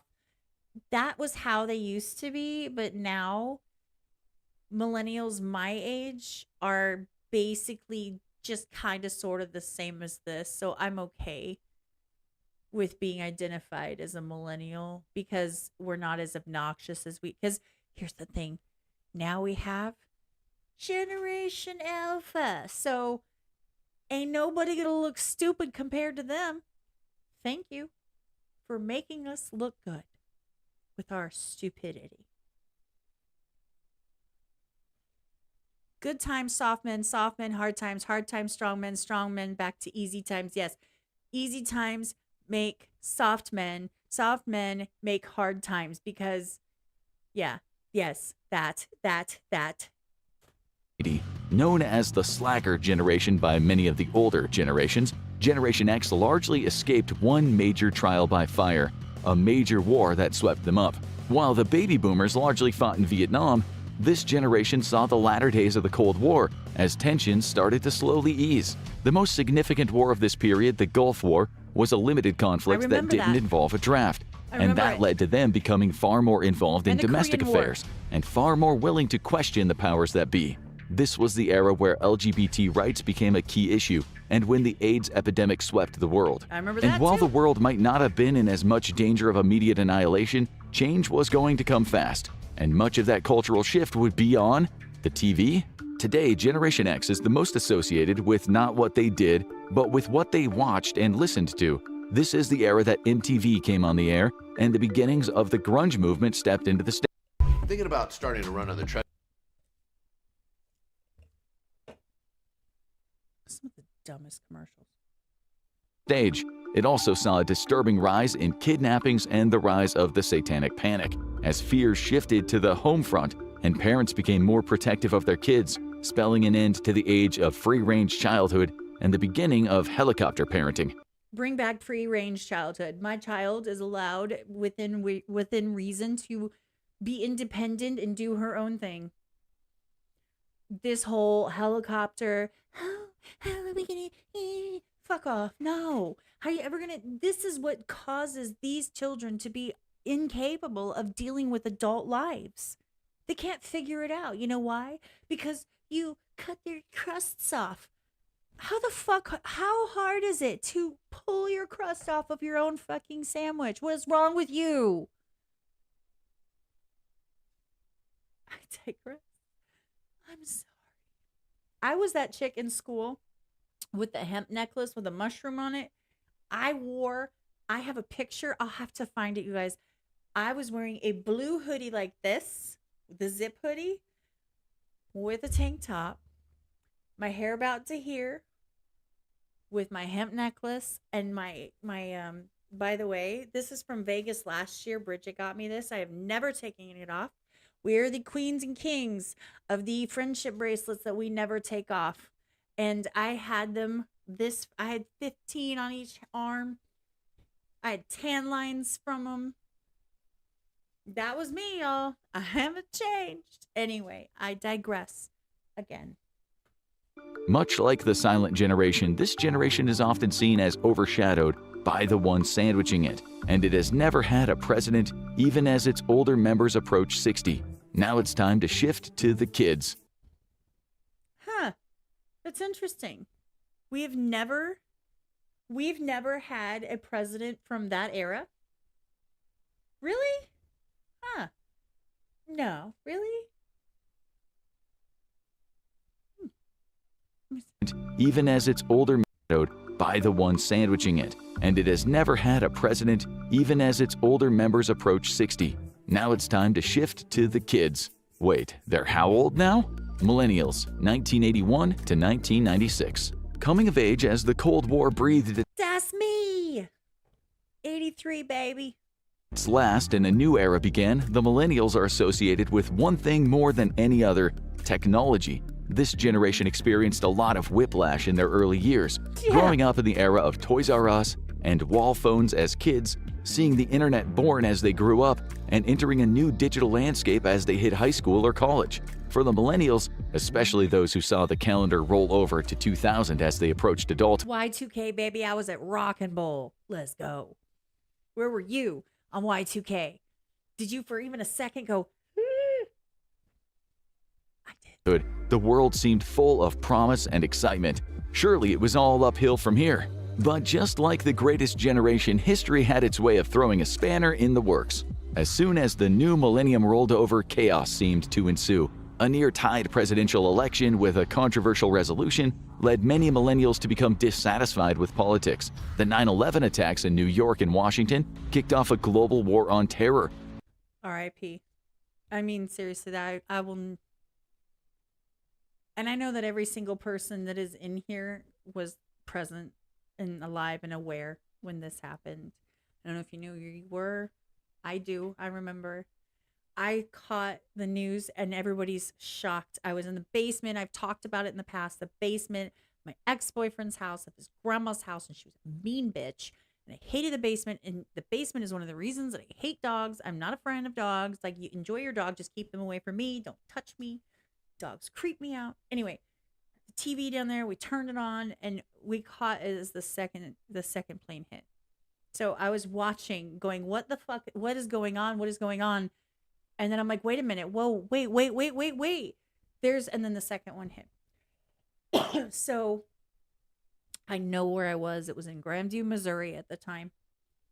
I'll never forget it. And I don't think any of you guys will either. It breaks my heart for this to be a subject of contention and hate online, where people use this in any way to disparage, talk shit, or be hateful to anyone. I hate it. It's wrong. And I promise you, I see it. I will no longer be looking at your content. It's not much, but it's something I can do to keep myself from having to see people just shit on something that just profoundly changed our lives forever in the course of our country and the course of our mindset and what people had to go through. Every guy in my family has been in the military. Okay, so anyway, that being said, it was a horrible time. But on the flip side, what came out of it was patriotism and bonding together and togetherness and love for each other and all of that stuff, which now we get shit on for again. Who knew? It's like this constant pendulum swing. Goes this way and then goes that way, and it goes this way and it goes that way. We're all patriots and we love our country until the moment we don't get our way. And then all of a sudden, I hate it, the country's fault. Sorry. And while there was no draft like in previous generations, it cast a pall over young adulthood for many. Then the 2008 I was like 17. Financial crisis upended many millennials' career plans. This has set them back in many ways, with many living at home with their parents long after previous generations and struggling to find long-term employment. This has also led to this generation becoming high. See, this is where this whole mentality of the millennials were always kind of seen as somebody who lived with their parents, and their parents basically, like, you know, padded their lifestyle and stuff like that. this is where I separated from that. I did not live with my parents. I left very, very early through no fault of their own. It was me being a dumbass anyway. I worked since I was 13 years old. I got out of school at 16, got my GED and passed immediately, and was working since I was 13 years old. So since 1993, I've been working, and I would be working 2 jobs and making stupid choices, but I was not staying with my parents, and it wasn't me never finding a job. I always had a job, you guys. I've always had a job. Always. It's what you got to do. So that's where the difference comes from the typical, stereotypical millennial to where I go, "Oh, I'm Gen X. I feel like I'm Gen X." That's where that comes from, is because the stereotype of the millennials being pampered little shits. I feel like that doesn't apply. That's where that comes from. Highly liberal, with many of the generation's young politicians being iconoclasts, like Hey. Alexandria Ocasio-Cortez. But while millennials God, is she a millennial? Blech. Probably like late millennials. I can't stand that woman. She's like Rachel Ziegler, but a politician. They kind of like look the same too. She has the eyes, and then Rachel has the. are often used as shorthand for young people, here's a scary statistic. The older I switched from due date.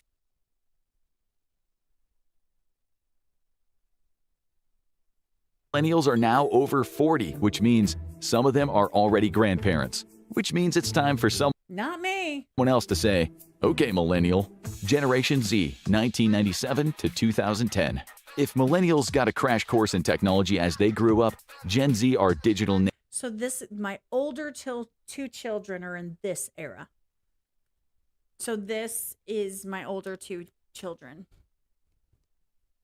natives, with almost all of them growing up with the internet being a part of everyday life. They likely got cell phones at a relatively young age, Mine didn't. and those quickly changed to smartphones, essentially giving them a computer in their pocket all the time. When the boomers talk about kids these days will never understand, they mean this generation. The majority of Gen Z has never likely worked on a typewriter, used whiteout, or scanned a newspaper for movie listings, to which they would answer, why would we need to? I highly disagree, because here's the thing. They had the capability of having the access to the internet all the time. But I'm not the only parent that absolutely refused to allow my children to have a phone at 10 years old. In fact, my 11-year-old still doesn't have a phone. That's not a thing. That's not necessary, and it's not a thing, and she doesn't need it, and she's not going to get it. So there are especially for this, and I feel like I'm pointing at this guy's crotch. But this generation, right, for my older 2 children, they had access to it, but it was still banned in schools. Cell phones weren't allowed in schools. The internet they didn't have the schoolwork on the computer. You had to type stuff up, but you still had to turn in paper, homework, stuff like that. So it was a very big, it was a combination of they had access to all of these things, but they weren't integrated with their everyday life growing up. I'm saying growing up. So, and then you had the parents that were like, yeah, my kid is not going to be just relying on the technology and staring at their phone 24/7. That's not going to be a thing. Like me, that's what I said. It's, and then once they get to the point where if it happens, it happens. But I did my best to teach them skills so they can survive a day without their phone. Anyway. But if you think that means that they've checked out of reality, think again. One thing has been clear about this generation as Is it considered checking out of reality if you can't find reality on social media? Social media is not real. It's not reality. It is filtered. It is, done on purpose. It is manipulated. It is curated. So tell me if it's real. I don't like that phrase, y'all. Sorry. Not sorry. that means that they've checked out of reality, think again. One thing has been clear about this generation as they get older, and it's that they are highly engaged in politics and social issues. Was that Greta Thunberg? How dare you? Generation as they get older, and it's that they are highly engaged in politics and social issues, with the internet being key in increasing their awareness. They've played a key role in the anti-war. There are virtue signalers, is what he just said, right? That's what I heard. Is that what you guys heard? These are our virtue signalers. I remember my child, my bestie, she's, 19, and I love her to pieces, and she loves me to pieces, but we didn't always get along.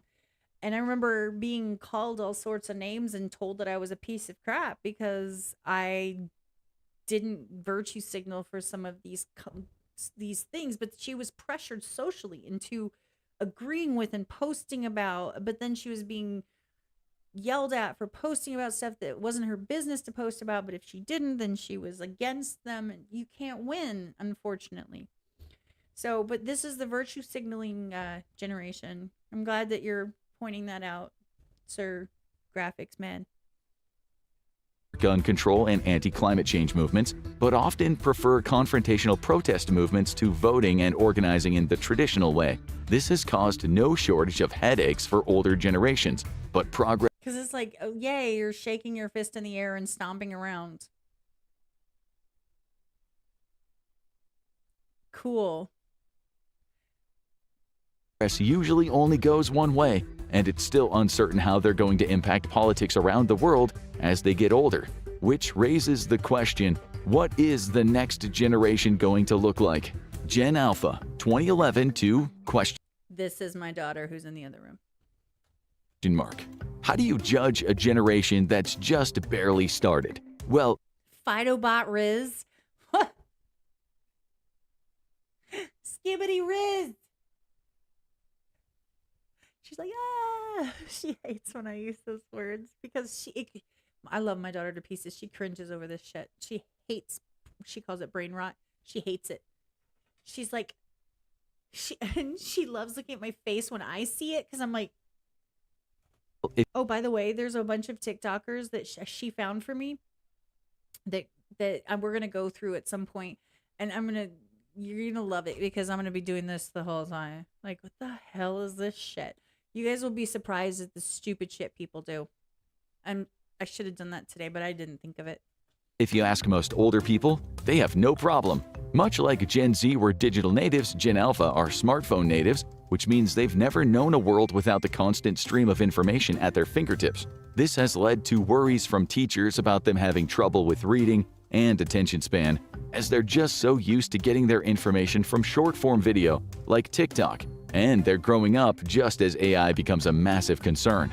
But like with every generation, there's another side to that. Even more so than Gen Z, Gen Alpha is highly engaged in activism and passionate about justice. They're also the most I don't agree. tech-savvy generation ever, not just playing it, but creating it. More than half of American kids under 16 are members of Roblox, a site that allows them to code games. But they're growing up in a world that's more unsettled than it has been since the Cold War, and many older people are worried about these kids getting radicalized in both directions. And as they enter high school and college, we'll see how they start influencing the world. Which is to say, we should expect some more dinner table arguments. Want to learn more about one of the biggest Gen Alpha obsessions? Check out Skibbity Toilet Explained, or watch this video instead. I don't think that there's any world where I will purposefully have someone explain Skibbity Toilet to me and me sit through it. I don't think that's a thing. So that was a long enough video. If you guys made it to this point, thank you for doing that. I appreciate it. I hope you appreciated the commentary. If not, you can always watch the video. It's down below. If you want to just, if you got this far, you watched the whole thing. So thanks for suffering through it. Next time, just look below in the description and you can find the video and watch it yourself. And then I don't have to hear you complain. Just kidding. Not kidding. If you want to just do that, just do that. Anyway, tell me what you think. Tell me which one you belong to. Tell me which one you think is the problem, which one you think is great, which one you think screwed up the most, and if you think that their descriptions of each of these groups of people was accurate, or if they were completely inaccurate, and which one you identify with. So I hope you guys enjoyed that. Comment down below, hit the subscribe button, hit the like button, all of that. There's probably another video going to pop up right about here. I'm going to continue on with the live, and thank you for being here again. I will get this uploaded sometime this week. So that's my new. Just kidding, I ain't doing that. Yeah, the invisible house phones, the ones you can see through. Yeah, those are a whole vibe, man. A whole vibe. Good night, Joel. I'm going to be getting off here in just a second. You guys can't see, but I'm not going to show you who they're from. I'm like sweeping it by. I have all of those are messages, and 3 out of the 5 that show up on my screen are about something that is time sensitive, sort of, kind of. For all of you guys that have been hanging out, I appreciate you. Thank you so much. Thank you for putting up with it while I try to splice together content for this week. I intend to go live a little bit more often this week because, to be honest, I need to stockpile. Yeah, don't even ask. I need to stockpile some content for when I'm gone in Vegas, because I'd like to have stuff drop, just because I might not be hitting the algorithm at the numbers that I sometimes hit it at, but I'd like to at least give you guys something to remember me by.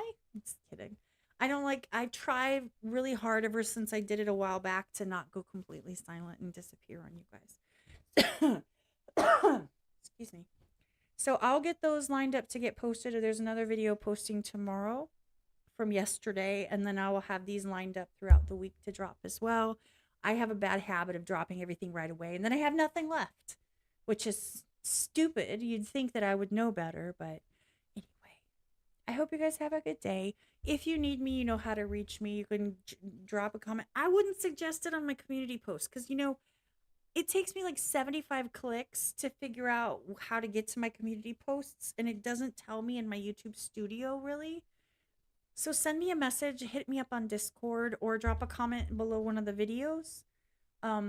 Those do pop up, and I do check them. If you're being hateful, then I'll just ignore you, which I know you guys wouldn't.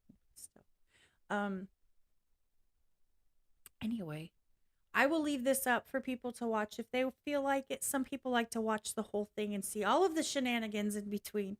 I did cut up all of the videos into individual ones for me to get ready to post. And I hope you guys have a good day. Wish me luck. I hope that it gets warmer, because 51 is not it, y'all. It was 87 yesterday. So I'm going to go freeze my ass off, smoke a cigarette, and then I'm going to get to work, and then I'm going to take my kid out. I think that's what I'm going to do. So, love you guys. Have a good night, day, night, whatever. Have whatever it is. Some of you guys, it is night. Take care. I don't know why you're still here. I'm just kidding. I'm not doing the Tom thing where I say goodbye 85,000 times. I'm not doing it. Just for him. I actually am just trying to click the button.